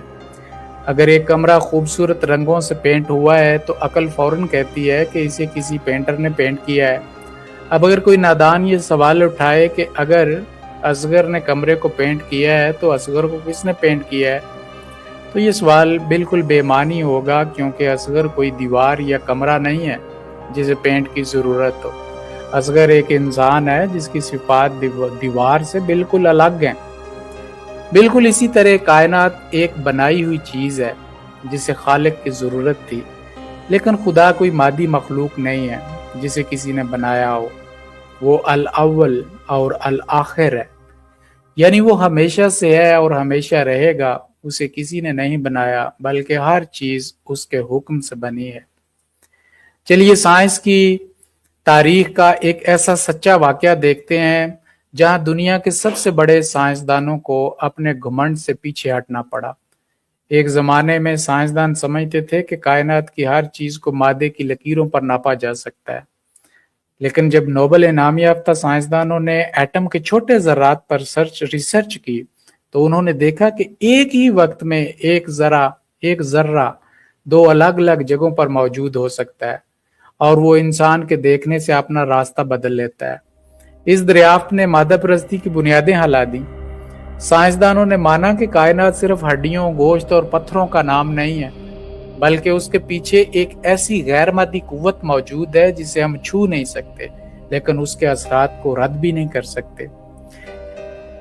اس سائنسی اور عقلی سفر کا سب سے بڑا پیغام ہمارے بچوں کی تربیت کے بارے میں ہے۔ آج کے دور میں ہم اپنے بچوں کو مہنگے اسکولوں میں بھیجتے ہیں، انہیں ڈاکٹر اور انجینئر بناتے ہیں، لیکن انہیں یہ نہیں سکھاتے کہ یہ ساری تعلیم ہمیں خدا کی طرف لے جاتی ہے۔ جب بچہ بایولوجی میں انسانی آنکھ کا نظام پڑھے تو اسے یہ احساس ہونا چاہیے کہ اتنے باریک لینز اور کیمرے خود بخود نہیں بن سکتے۔ جب وہ فزکس میں کائنات کا توازن پڑھے تو اسے سمجھ آنا چاہیے کہ یہ سب خدا کی کاریگری ہے۔ ہمیں دنیاوی تعلیم اور ایمان کو الگ نہیں کرنا چاہیے۔ سائنس کا ہر نیا صفحہ اصل میں خدا کی پہچان، خدا کی معرفت کا ایک نیا دروازہ کھولتا ہے، بشرطے کہ ہماری نیت سچائی کو پانے کی ہو۔ یاد رکھیے کہ خدا صرف کتابوں کی بحثوں سے نہیں ملتا، صرف سائنسی دلائل سن لینے سے یا منطقی باتیں کر لینے سے یا بحثیں کر لینے سے دل کا سکون حاصل نہیں ہوتا۔ خدا کو پانے کا اثر راستہ عملی ہے۔ جب انسان رات کے اندھیرے میں سب سے کٹ کر اپنے مسلح پر بیٹھتا ہے، اپنے ہاتھ اپنے رب کے سامنے پھیلاتا ہے اور اپنی کمزوریوں کا اعتراف کر کے رو رو کر اسے پکارتا ہے، تو اس وقت اسے اس زندہ خدا کی موجودگی کا ضرور احساس ہوتا ہے۔ وہ احساس دنیا کی ہر سائنسی دلیل سے بڑا ہوتا ہے، جس کو بیان نہیں کیا جا سکتا۔ وہاں پہنچ کر انسان کو معلوم ہوتا ہے کہ جس خدا کو وہ کائنات کی وسعتوں میں ڈھونڈ رہا تھا، وہ تو اس کی شہرگ سے بھی زیادہ اس کے قریب تھا۔ ہم اپنی عقل کو بھی بیدار کریں اور اپنے دل کو بھی۔ سائنس ہمیں خدا کی عظمت کا نقشہ دکھاتی ہے اور عبادت ہمیں اس عظمت کا تجربہ کرواتی ہے۔ ہمیں اندھی تقلید سے نکل کر علم اور یقین کے راستے پر چلنا ہوگا تاکہ ہم اپنے ایمان کو مضبوط کر سکیں اور اپنے بچوں کو ایک بہترین اور روشن مستقبل دے سکیں۔ قرآن کریم نے 1400 سال پہلے فرعون کا قصہ بیان کرتے ہوئے ایک منفرد پیشگوئی کی تھی کہ آج ہم تیرے جسم کو بچا لیں گے تاکہ تو اپنے بعد آنے والوں کے لیے ایک نشان بن جائے۔ صدیوں تک لوگ اس بات پر حیران ہوتے رہے۔ پھر سن 1898 میں ایک فرانسیسی ماہر مصریات نے مصر میں ایک ممی دریافت کی۔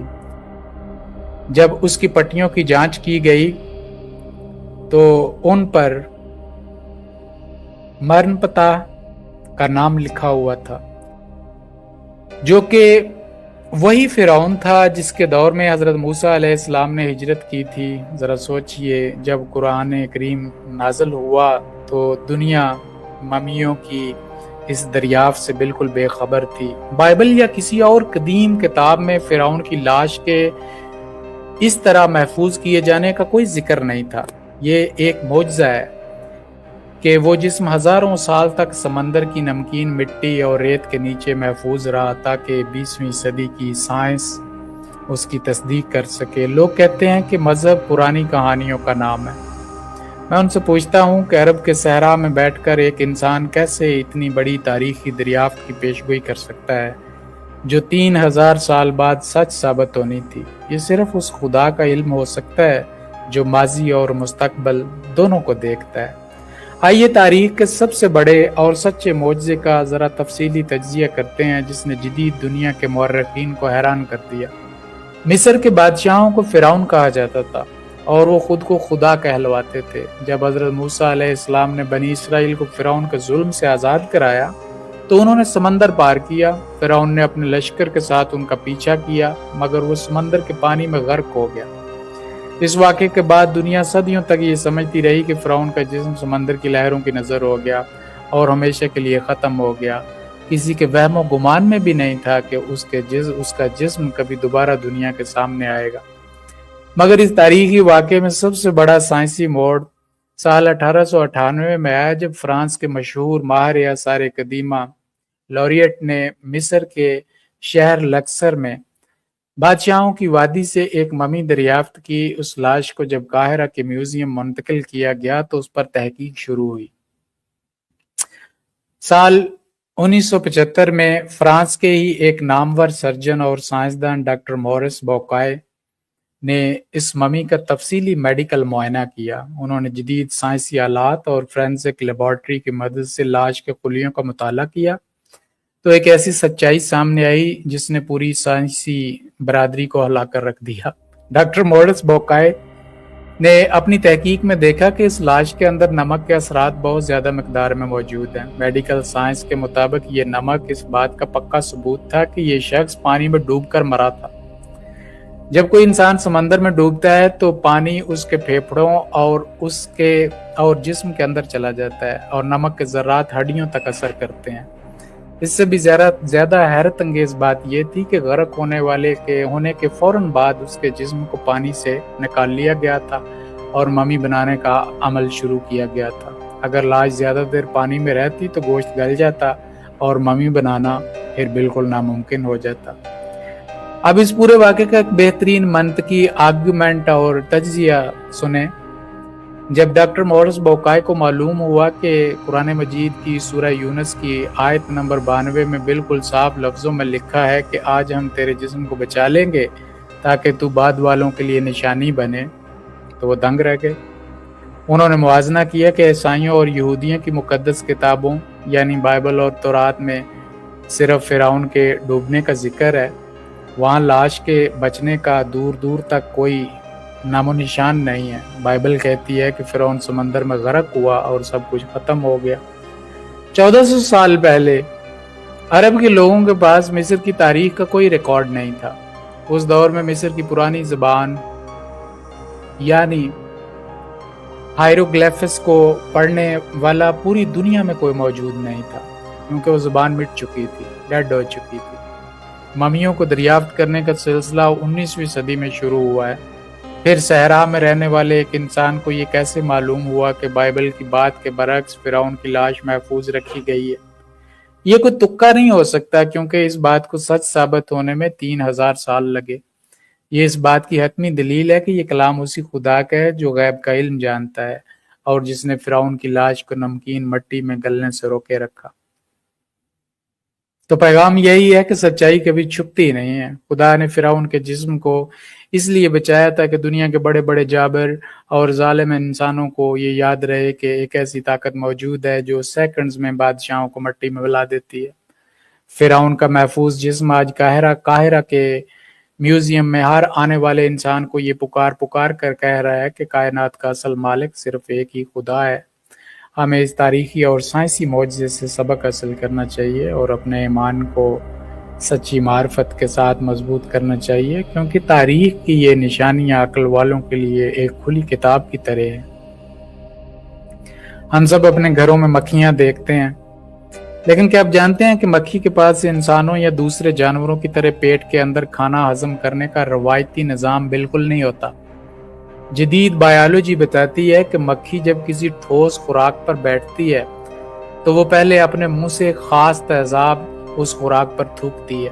وہ تیزاب خوراک کو باہر ہی پگھلا کر مائع بنا دیتا ہے اور مکھی اسے چوس لیتی ہے، یعنی خوراک مکھی کے جسم میں داخل ہوتے ہی اپنی اصل شکل کھو دیتی ہے۔ قرآن کریم نے سورہ حج میں ایک عجیب بات فرمائی ہے کہ اگر مکھی ان سے کوئی چیز چھین لے تو یہ اسے اس سے واپس نہیں چھڑا سکتے۔ پرانے زمانے کے لوگ سوچتے ہوں گے کہ اگر مکھی چینی کا دانہ اٹھا کر لے جائے تو کیا ہم اسے پکڑ کر چینی واپس کیوں نہیں لے سکتے؟ لیکن آج کی فزکس اور کیمسٹری نے ثابت کیا کہ مکھی جو چیز بھی چھینتی ہے وہ اسے سیکنڈز کے اندر کیمیائی طور پر تبدیل کر دیتی ہے۔ اگر آپ مکھی کو مار بھی دیں تو آپ وہ خوراک اس کی اصل حالت میں واپس حاصل نہیں کر سکتے۔ یہ باریک سائنسی نقطہ اور اس دور کے انسان کی سوچ سے بہت بالا تھا۔ اب ذرا اس چھوٹے سے جیو یعنی مکھی کی جسمانی بناوٹ پر گہرائی سے غور کریں۔ انسان، شیر یا کوئی بھی عام جانور جب کھانا کھاتا ہے تو وہ نوالا چبا کر پیٹ میں لے جاتا ہے، وہاں جا کر گھنٹوں میں اسے کھانا کو ہضم کرنا پڑتا ہے۔ لیکن مکھی کا پورا نظام بالکل منفرد اور حیران کن ہے۔ مکھی کے پاس دانت نہیں ہوتے، وہ کسی بھی ٹھوس چیز کو چبا نہیں سکتی۔ قدرت نے اسے ایک خاص پائپ نما منہ دیا ہے جسے پروبوسس کہتے ہیں۔ جب یہ ہماری میز پر رکھی چینی یا کسی پھل پر بیٹھتی ہے تو یہ اپنے اندر سے طاقتور ہاضم انزائمز باہر نکالتی ہے۔ یہ کیمیکل سیکنڈز کے اندر اس ٹھوس چینی کو بالکل پگھلا کر پانی جیسا بنا دیتا ہے۔ مکھی اس پانی کو اپنے پائپ کے ذریعے چوس کر سیدھا اپنے جسم کے خاص حصے میں بھیج دیتی ہے جہاں وہ فوراً جذب ہو جاتا ہے۔ یہاں پر کیمسٹری اور بایولوجی کا ایک بہت بڑا سائنسی نقطہ سامنے آتا ہے۔ جیسے ہی مکھی کا تیزاب کسی خوراک پر گرتا ہے، اس خوراک کا کیمیائی فارمولہ یعنی مولیکیولر اسٹرکچر ہمیشہ کے لیے بدل جاتا ہے۔ مثال کے طور پر اگر وہ چینی کا دانہ ہے تو وہ تیزاب سے ملتے ہی گلوکوز اور فرکٹوز کے مائع میں تبدیل ہو جاتا ہے۔ اب وہ چینی نہیں رہی بلکہ ایک بالکل نیا کیمیکل بن چکا ہے۔ 1400 سال پہلے کے انسان کے پاس لیبارٹریز نہیں تھی، وہ صرف یہی دیکھتا تھا کہ مکھی چینی پر بیٹھی اور اڑ گئی۔ اس دور کے لوگ سمجھتے تھے مکھی نے چینی کا ایک ٹکڑا اٹھا لیا ہے۔ شاید آج کے دور میں بہت سارے لوگوں کو یہ بات نہ پتا ہو، وہ یہی سمجھتے ہوں کہ مکھی چیز اٹھا کے لے جاتی ہے اور اسے اڑتے ہوئے پکڑ کر یا مار کر وہ ٹکڑا واپس لیا جا سکتا ہے۔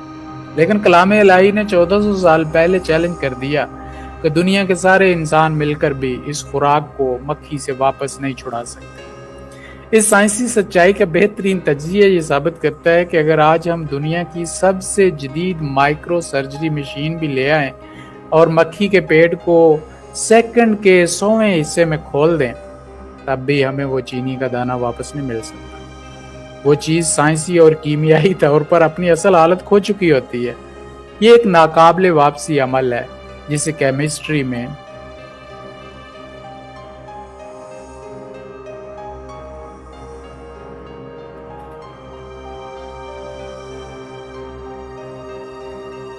ریورسبل کیمیکل ریاکشن کہتے ہیں۔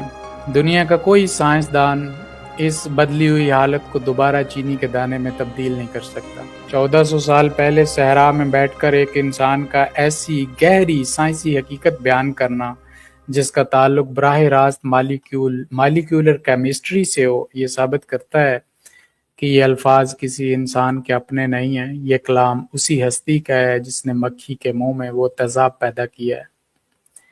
چلیے مکھی کے بارے میں ایک اور حیرت انگیز طبی واقعہ دیکھتے ہیں جو جدید میڈیکل سائنس نے حال ہی میں دریافت کیا ہے۔ پچھلی صدی تک لوگ سمجھتے تھے کہ مکھی صرف بیماریاں پھیلاتی ہے اور یہ ایک گندی مخلوق ہے، لیکن جب برطانوی اور جرمن سائنسدانوں نے مکھی کے پروں پر تحقیق کی تو معلوم ہوا کہ مکھی کے ایک پر میں اگر بیماری کے جراثیم یعنی بیکٹیریا ہوتے ہیں تو اس کے دوسرے پر میں اسی بیماری کا توڑ یعنی اینٹی بائیوٹک اور شفا بخش مادہ موجود ہوتا ہے۔ جب مکھی کسی مائع میں گرتی ہے تو وہ پہلے اپنا بیماری والا پر ڈبوتی ہے، لیکن اگر اسے پورا ڈبویا جائے تو اس کا دوسرا پر اس زہر کو فوراً ختم کر دیتا ہے۔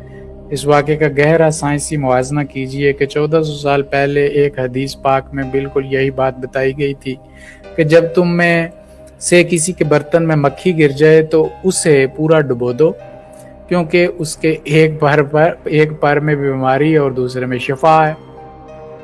اس دور کے لوگ اس بات کا شاید مذاق اڑاتے ہوں گے کہ مکھی میں شفا کیسے ہو سکتی ہے، مگر آج کی میڈیکل سائنس نے مانا کہ مکھی کے جسم سے ایسے خاص پروٹین نکلتے ہیں جو دنیا کے بڑے بڑے جراثیموں کو مارنے کی طاقت رکھتے ہیں۔ یہ سائنسی حقائق عقل کو دنگ کر دیتے ہیں اور یہ ثابت کرتے ہیں کہ اسلام کی ہر بات علم اور حکمت پر مبنی ہے۔ آج ہم انٹرنیٹ، کنڈل، پی ڈی ایف اور چھاپا خانوں کے دور میں رہ رہے ہیں جہاں لاکھوں کتابیں ایک کلک پر دستیاب ہیں۔ انسان کی پوری تاریخ میں کبھی ایسا دور نہیں آیا جہاں علم اور کتابوں کا اتنا بڑا سیلاب آیا ہو۔ قرآن کریم نے سورہ تکویر میں آخری زمانے کی نشانیاں بتاتے ہوئے صرف 2 لفظوں میں ایک بہت بڑی پیشگوئی کی تھی، وَإِذَا الصُّحُفُ نُشِرَتْ، یعنی اور جب کتابیں اور صحیفے کثرت سے پھیلا دیے جائیں گے۔ جب یہ آیت نازل ہوئی اس وقت لکھنے کے لیے کاغذ تک نایاب تھا، لوگ چمڑے، پتھروں اور اونٹ کی ہڈیوں پر لکھا کرتے تھے، ایک ایسی سوسائٹی میں جہاں پڑھنا لکھنا چند لوگوں تک محدود تھا۔ یہ پیشگوئی کرنا کہ ایک وقت ایسا ہے کہ جب کتابیں ہر انسان کے ہاتھ میں ہوں گی، یہ ثابت کرتا ہے کہ قرآن کا مصنف کائنات کا خالق ہے جو زمان و مکان کی حدود سے آزاد ہے۔ اب ذرا تاریخ کے اس آئینے میں جھانکیں جو 7ویں صدی کے مکے اور مدینے کا منظر دکھاتا ہے۔ اس دور میں پوری دنیا میں علم چند خاص لوگوں کی جاگیر سمجھا جاتا تھا۔ اگر کوئی بادشاہ یا بڑا عالم ہوتا تو صرف اسی کے پاس چند لکھی ہوئی چیزیں ہوتی تھیں۔ مکے میں انگلیوں پر گنے جانے والے چند لوگ تھے جو پڑھنا لکھنا جانتے تھے۔ ایسے ماحول میں جب کوئی کتاب لکھنے کا سوچتا بھی تھا تو اسے مہینوں تک جانوروں کی کھال کو صاف کرنا پڑتا تھا تاکہ اس پر سیاہی سے کچھ لکھا جا سکے۔ ایک ایک کتاب کو ہاتھ سے نقل کرنے میں سالوں لگ جاتے تھے اور ایک عام انسان پوری زندگی میں شاید ایک کتاب بھی نہیں دیکھ پاتا تھا۔ اس تاریخی پس منظر کے گہرا سائنسی اور منطقی تجزیہ کیجیے۔ کلام الہی نے جس لفظ نشرت کا انتخاب کیا وہ عربی زبان میں کسی چیز کو یکدم کھول دینے، بڑے پیمانے پر بکھیر دینے اور عام کر دینے کے لیے استعمال ہوتا ہے۔ اب ذرا سوچئے کہ 1400 سال بعد دنیا میں کیا انقلاب آیا۔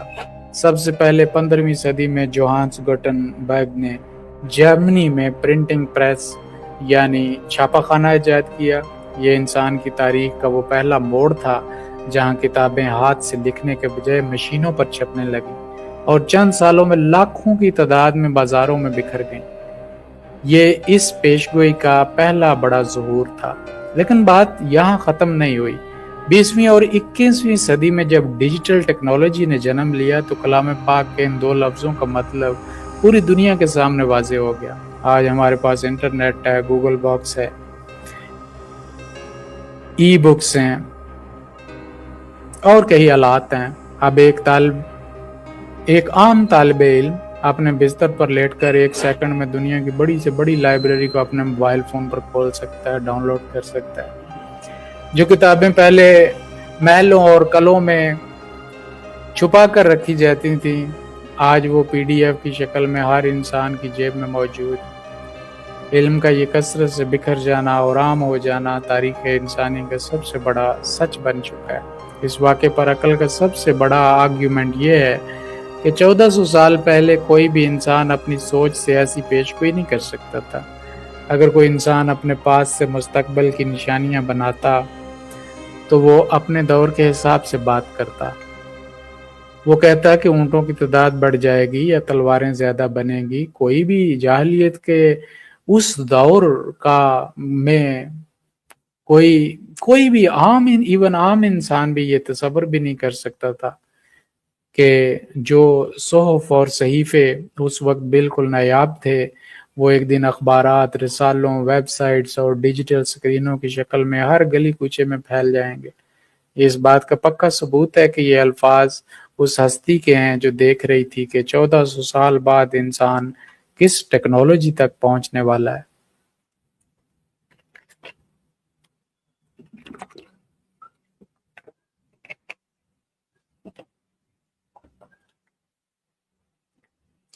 चलिए इल्म के इस फैलाव के साथ जुड़ा एक और हैरत अंगेज साइंसी वाकया देखते हैं, जिसे ग्लोबल इंफॉर्मेशन एज यानी ग्लोबल इंफॉर्मेशन एज यानी मालूमात का एक सैलाब कहते हैं।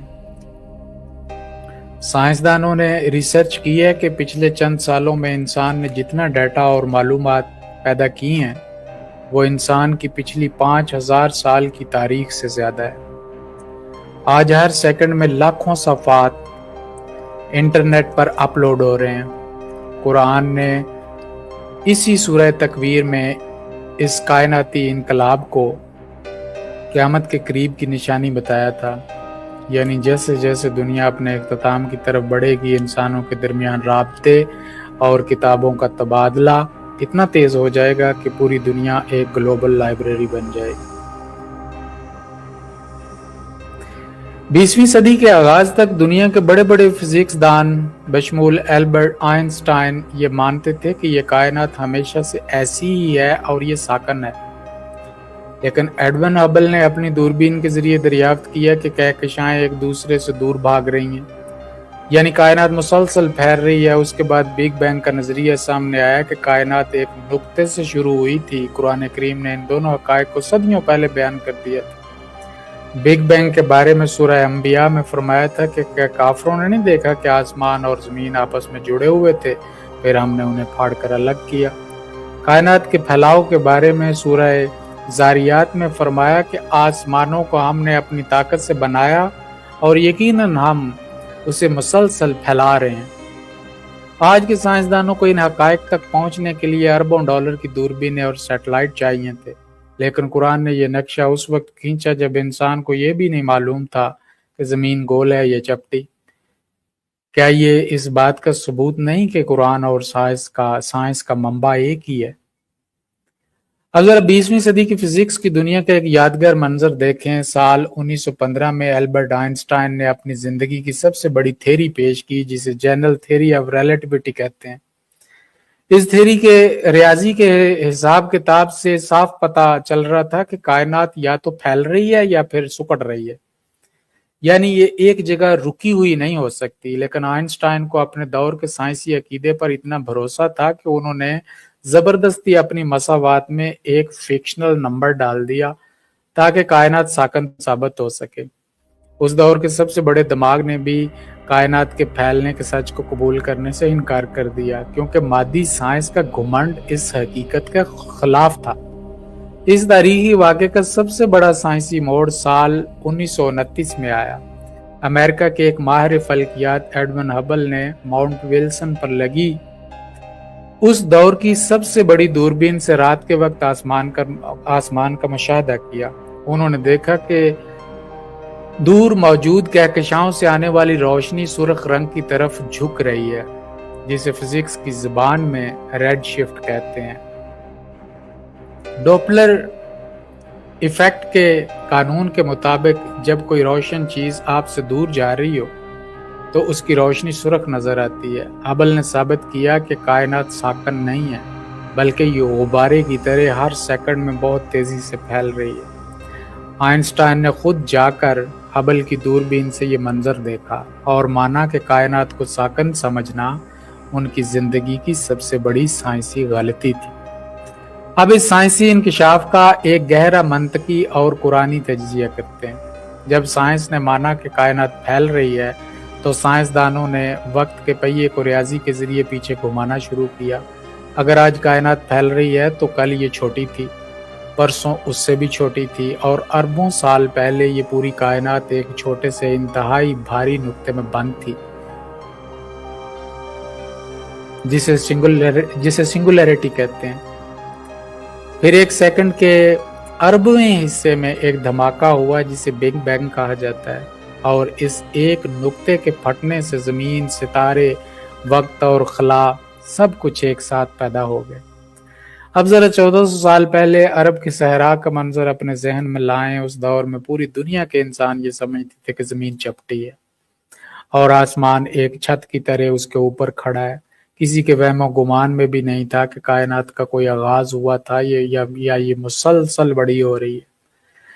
ऐसे दौर में एक किताब आती है और वो इतने वसूख से दो अलग अलग साइंसी हकीकतों को बयान करती है। सूरह अंबिया में कायनात के एक नुक्ते पर जुड़े होने और फिर फटकर अलग होने का जिक्र बिल्कुल इसी सिंगुलैरिटी और बिग बैंग का नक्शा खींचता है। और सूरह ज़ारियात में इस्तेमाल होने वाला अरबी लफ्ज मूसिऊन कायनात के मुसलसल और लामहदूद फैलाव की तरफ इशारा करता है। इस साइंसी और तारीखी हकीकत पर अकल का सबसे बड़ा आर्ग्यूमेंट ये है कि ये मालूमात किसी भी इंसानी दिमाग की कारस्तानी नहीं हो सकती। 1400 साल पहले किसी इंसान के पास कोई ऐसी दूरबीन नहीं थी जो कि रेड शिफ्ट को नाप सके, ना ही कोई ऐसी मैथमेटिकल इक्वेशन थी जो बिग बैंग का वक्त निकाल सके। अगर ये किताब माज़अल्लाह किसी इंसान ने अपने पास से लिखी होती तो वो उस दौर के राज नजरियात के मुताबिक बात करता। कोई भी इंसान अपनी किताब में ऐसी बातें नहीं लिखता जो उसके अपने ज़माने के लोग समझ ही न सकें और जिन्हें साबित करने के लिए इंसान को अगली 14 सदियां इंतज़ार करना पड़े।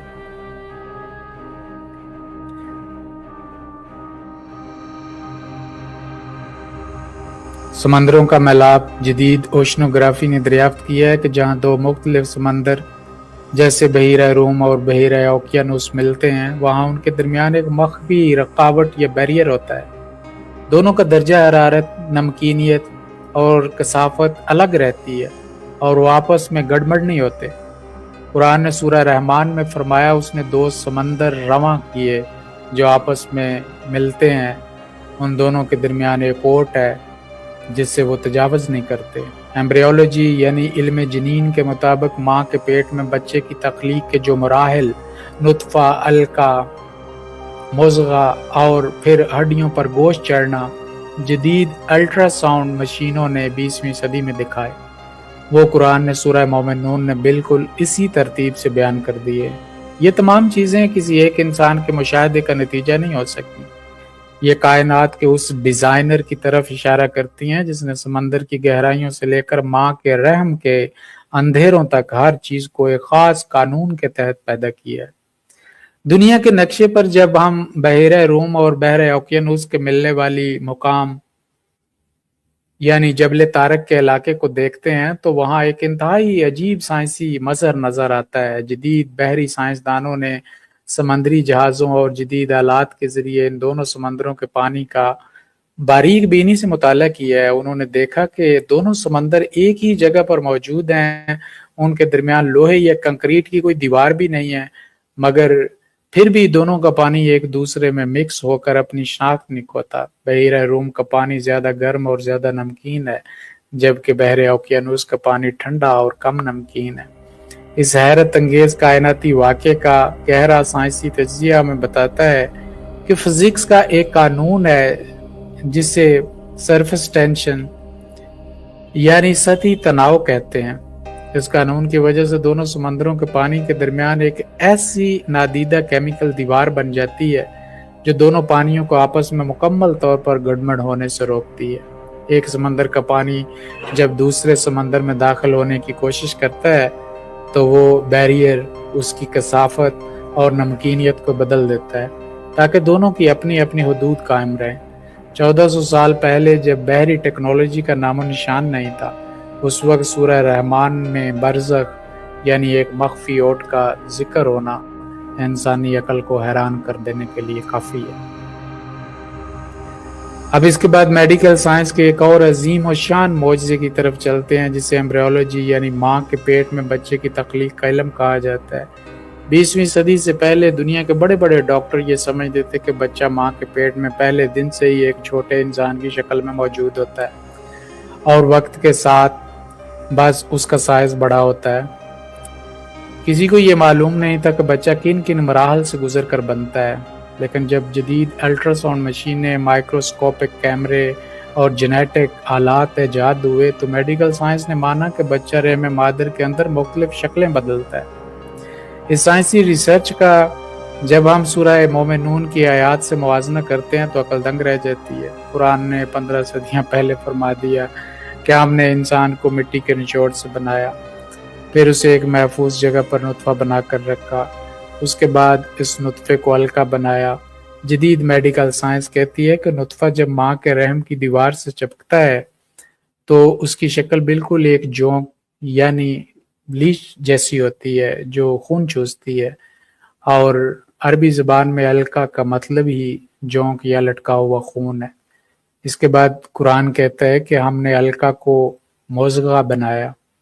साइंस ने अल्ट्रासाउंड से देखा कि चंद हफ्तों का बच्चा बिल्कुल ऐसे लगता है जैसे गोश्त का कोई चबाया हुआ टुकड़ा हो, और अरबी में मोज़ग़ा चबाए हुए गोश्त को ही कहते हैं। फिर इस गोश्त के अंदर हड्डियां बनती हैं और इन हड्डियों पर गोश्त और खाल की तह चढ़ाई जाती है। इस पूरे मंजरनामे पर मंतक का सबसे बड़ा आर्ग्यूमेंट कनाडा की टोरंटो यूनिवर्सिटी के प्रोफेसर डॉक्टर कीथ मोर का बयान है। वो एम्ब्रोलॉजी की दुनिया के इतने बड़े साइंसदान हैं कि उनकी लिखी हुई किताबें दुनिया भर के मेडिकल कॉलेजेस में पढ़ाई जाती हैं। जब उनके सामने कुरान की ये आयत रखी गई तो उन्होंने अललान माना कि 1400 साल पहले किसी इंसान के लिए ये मुमकिन ही नहीं था कि वो अल्ट्रासाउंड मशीन के बगैर बच्चे की तख्लीक के इन बारीक मराहल को बिल्कुल दुरुस्त साइंसी तरतीब के साथ बयान कर सके। उन्होंने साफ कहा कि ये मालूमात मोहम्मद सल्लल्लाहु अलैहि वसल्लम को सिर्फ और सिर्फ खुदा की तरफ से ही मिल सकती है। अब जरा इन दोनों वाक़यात को मिलाकर एक फाइनल एनालिसिस करें। एक तरफ समंदर की वो अजीम वुसअत है जहाँ दो पानी आपस में मिलकर भी अलग रहते हैं, और दूसरी तरफ माँ के पेट का वो छोटा सा अंधेरा रहम है जहाँ एक खुलिये से पूरा इंसान बन रहा है। दोनों ही जगहों पर एक ख़ास डिज़ाइन और एक ज़बरदस्त कानून काम कर रहा है। ये सब कुछ अंधे इर्तका या किसी हादसे, किसी बम फटने के नतीजे में खुद ब खुद नहीं हो सकता। एक कंप्यूटर का छोटा सा प्रोग्राम भी बगैर प्रोग्रामर के नहीं बनता, तो कायनात का ये अजीम निज़ाम बगैर किसी बनाने वाले के कैसे चल सकता है। आज नासा और दुनिया की बड़ी खलाई एजेंसियां इस तलाश में हैं कि क्या ज़मीन के बाहर भी कहीं ज़िंदगी मौजूद है।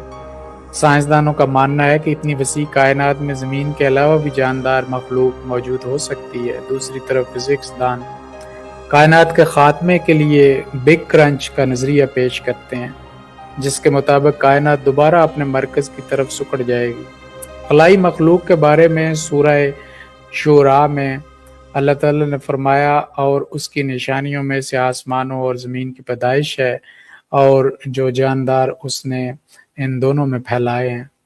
यानी ज़मीन की तरफ आसमान में भी जानदार मौजूद हैं, ज़मीन की तरह आसमान में भी जानदार मौजूद हैं। बिग क्रंच के बारे में सूरह अंबिया में कायनात के खात्मे का नक्शा यूं खींचा, जिस दिन हम आसमान को इस तरह लपेट देंगे जैसे लिखे हुए कागज़ के तूमार को लपेटा जाता है।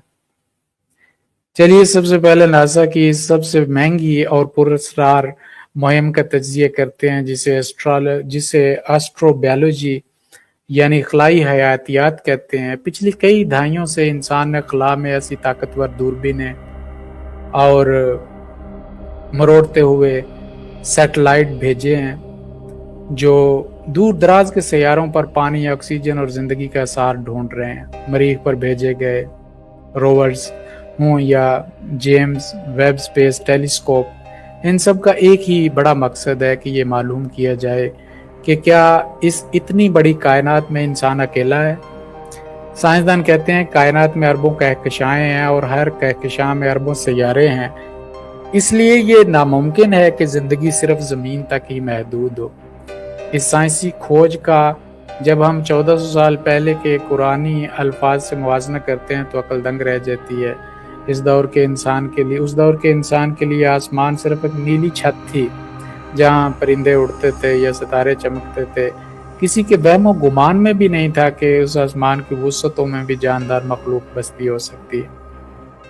लेकिन सूरह शूरा की आयत नंबर 29 में लफ्ज़ दाबतुन इस्तेमाल हुआ है, जिसका मतलब अरबी ज़बान में हर वो जानदार है जो ज़मीन पर रेंगता या चलता हो। कुरान ये नहीं कह रहा कि आसमान में सिर्फ फरिश्ते हैं, बल्कि साफ कह रहा है कि जानदार मखलूक को अल्लाह ने ज़मीन और आसमान दोनों में बखेर रखा है। ये इस बात की पक्की दलील है कि ज़मीन से बाहर खला में हयातियाती ज़िंदगी का मौजूद होना एक कुरानी हकीकत है जिसे साइंस आज तलाश कर रही है। चलिए अब फिजिक्स की दुनिया के उस खौफनाक तरीन नज़रिए की तरफ चलते हैं जिसे बिग क्रंच कहते हैं। हम सब जानते हैं कि बिग बैंग के बाद से कायनात मुसलसल फैल रही है, मगर ये फैलाव हमेशा ऐसे ही नहीं चलता रहेगा। एडविन हबल और कायनाती फिजिक्स के माहिरीन बताते हैं कि जैसे जैसे वक्त गुजरेगा कायनात की ग्रेविटी यानी कशिश सिकल उसके फैलने की रफ्तार को आहिस्ता कर देगी। एक वक्त ऐसा आएगा जब ये फैलाव बिल्कुल रुक जाएगा और कायनात अपने ही भारी वजन की वजह से उल्टी समत में वापस अपने मरकज की तरफ बहुत तेजी से सिकुड़ना शुरू हो जाएगी। कहकशाएं और सितारे एक दूसरे से टकराएंगे और सब कुछ दोबारा उसी एक छोटे नुक्ते में बंद हो जाएगा जहां से ये शुरू हुआ था।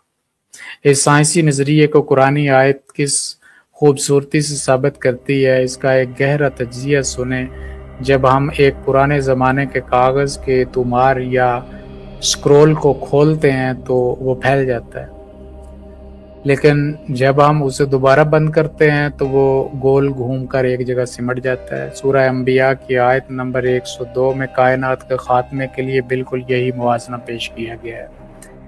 कायनात का इस तरह लपेट दिया जाना दरअसल इसी बिग क्रंच का मुतबादल नाम है जो फिजिक्स दानों ने रियाजी की मसावातों से पिछली सदी में निकाला है। जो नक्शा साइंस ने आज समझा, कलाम पाक ने उसे सदियों पहले एक आम इंसान की समझ के मुताबिक कागज के तुमार की मिसाल से वाज़े कर दिया।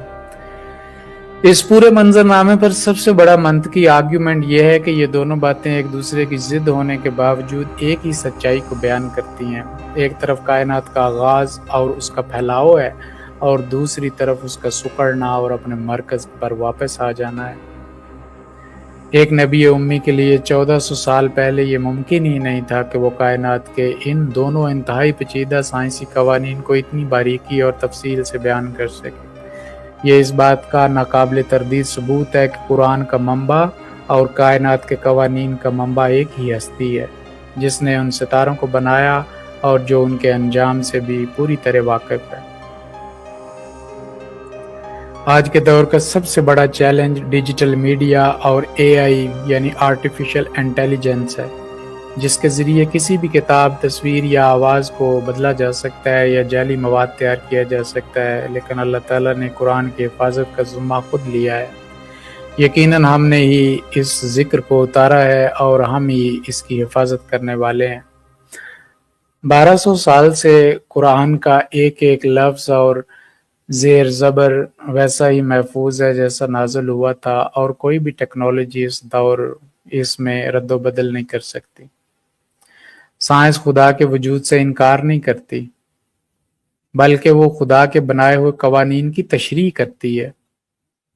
देखने वाली आंखें चाहिए, सोचने वाला दिमाग चाहिए, शऊर चाहिए। ज़रूरत इस बात की है कि हम अंधी तकलीद के बजाय इल्म और तहकीक का रास्ता अपनाएं और कायनात के इन साइंसी मौजज़ात को देखकर अपने ईमान को ताज़ा करें। आइए आज के सबसे बड़े साइंसी और डिजिटल इनकलाब यानी आर्टिफिशियल इंटेलिजेंस और डीप फेक टेक्नोलॉजी का गहरा तज्ज़िया करते हैं। आज हम एक ऐसे दौर में जी रहे हैं जहां सच और झूठ का फ़र्क मिटता जा रहा है। एआई टूल्स के ज़रिए किसी भी इंसान की हूबहू आवाज़ तैयार की जा सकती है, पुरानी किताबों के मतन को सेकंड में बदला जा सकता है और इंटरनेट पर मौजूद किसी भी डिजिटल डाटा में ऐसी तब्दीली की जा सकती है कि बड़े से बड़ा कंप्यूटर हैकर भी उसका पता न लगा सके। इंसानी तारीख की तमाम किताबें, यहाँ तक कि पुरानी मजहबी किताबें भी इस डिजिटल हमले के सामने बेबस नज़र आती हैं, क्योंकि उनका सारा रिकॉर्ड अब कंप्यूटर्स और इंटरनेट के रहमो करम पर है। मगर इस डिजिटल तूफान के सामने जब हम कुरान मजीद के तहफ़्फ़ुज़ का निज़ाम देखते हैं तो अकल दंग रह जाती है। कुरान ने 1400 साल पहले सूरह हज्र की آیت نمبر 9 میں ایک ایسا چیلنج دیا تھا جس کی مثال کائنات میں نہیں ملتی۔ اللہ پاک نے فرمایا کہ ہم نے اس ذکر کو اتارا اور ہم ہی اس کے محافظ ہیں۔ اب ذرا اس کا سائنسی اور عملی آرگیومنٹ سنیں۔ دنیا کی ہر کتاب کاغذ یا ڈیجیٹل ہارڈ ڈرائیو کے سہارے زندہ رہتی ہے، لیکن قدرت نے قرآن کو محفوظ کرنے کے لیے دنیا کا سب سے انوکھا بایولوجیکل نیٹ ورک یعنی انسانی دماغ کو چنا ہے۔ اس نظام کو ہم حفظ قرآن کہتے ہیں۔ اس کا گہرا منطقی تجزیہ کیجئے کہ اگر آج دنیا کے تمام کمپیوٹرز ہیک ہو جائیں، تمام سروسز تباہ کر دی جائیں اور دنیا سے کاغذ کا نام و نشان مٹ جائے، تب بھی عیسائیت، یہودیت یا کسی اور مذہب کی کتاب کو بالکل اسی اصلی شکل میں واپس لانا ناممکن ہوگا، کیونکہ وہ کسی کو زبانی یاد نہیں ہے۔ لیکن اگر دنیا سے قرآن کے تمام ڈیجیٹل اور کاغذی نسخے غائب کر دیے جائیں تو دنیا بھر میں موجود لاکھوں چھوٹے بچے اور حفاظ کرام چند گھنٹوں کے اندر اپنے دماغ کے بایولوجیکل میموری کارڈ سے ایک ایک زیر اور زبر کے ساتھ پورا قرآن دوبارہ لکھوا دیں گے۔ یہ دنیا کا وہ واحد ٹیکسٹ ہے جو کاغذ سے زیادہ انسانوں کے سینوں میں دھڑک رہا ہے۔ چلیے سائنس کی تاریخ کا ایک بہت بڑا سچا واقعہ دیکھتے ہیں جس بایولوجیکل میموری کے نظام کو ثابت کرتا ہے۔ روس کے الحاد یعنی کمیونزم کے دور میں جب مسلمانوں پر ظلم ہوا تو وہاں قرآن رکھنے پر پابندی لگا دی گئی۔ حکومت نے تمام کاغذی نسخے جلا دیے اور مساجد کو تالے لگا دیے۔ اس دور میں سینٹرل ایشیا کے مسلمانوں نے ایک عجیب طریقہ اپنایا۔ وہ اپنے چھوٹے بچوں کو اندھیرے تہہ خانوں میں لے جاتے اور وہاں موم بتیاں جلا کر انہیں زبانی قرآن یاد کرواتے تھے۔ وہاں کوئی کتاب موجود نہیں تھی، صرف ایک حافظ دوسرے بچے کو زبانی سکھاتا تھا۔ جب 70 سال بعد کمیونزم کا خاتمہ ہوا اور تہہ خانوں سے وہ بچے باہر آئے تو ان کا یاد کیا ہوا قرآن بالکل وہی تھا جو سعودی عرب اور پاکستان یا مصر کے نسخوں میں لکھا ہوا تھا۔ اس واقعے پر انفارمیشن ٹیکنالوجی کا سب سے بڑا آرگیومنٹ یہ ہے کہ اگر کسی ڈیٹا کو 1400 سال تک لاکھوں انسانوں کے ذریعے نسل در نسل زبانی منتقل کیا جائے تو ریاضی کے قوانین کے مطابق اس میں تبدیلیاں آنا لازمی ہیں، جسے ڈیٹا کرپشن کہتے ہیں۔ لیکن قرآن کا معجزہ یہ ہے کہ آپ افریقہ کے کسی جنگل کے بچے کو سنیں یا امریکہ کی کسی جدید سوسائٹی کے قاری کو سنیں، دونوں کی تلاوت کے الفاظ، ان کا لہجہ اور زیر زبر بالکل ایک جیسے ہوں گے۔ اے آئی جتنا مرضی طاقتور ہو جائے، وہ انٹرنیٹ کا ڈیٹا تو بدل سکتا ہے لیکن دنیا کے کروڑوں مسلمانوں کے دماغوں میں چھپے اس الہامی کوڈ کو کبھی ہیک نہیں کر سکتا۔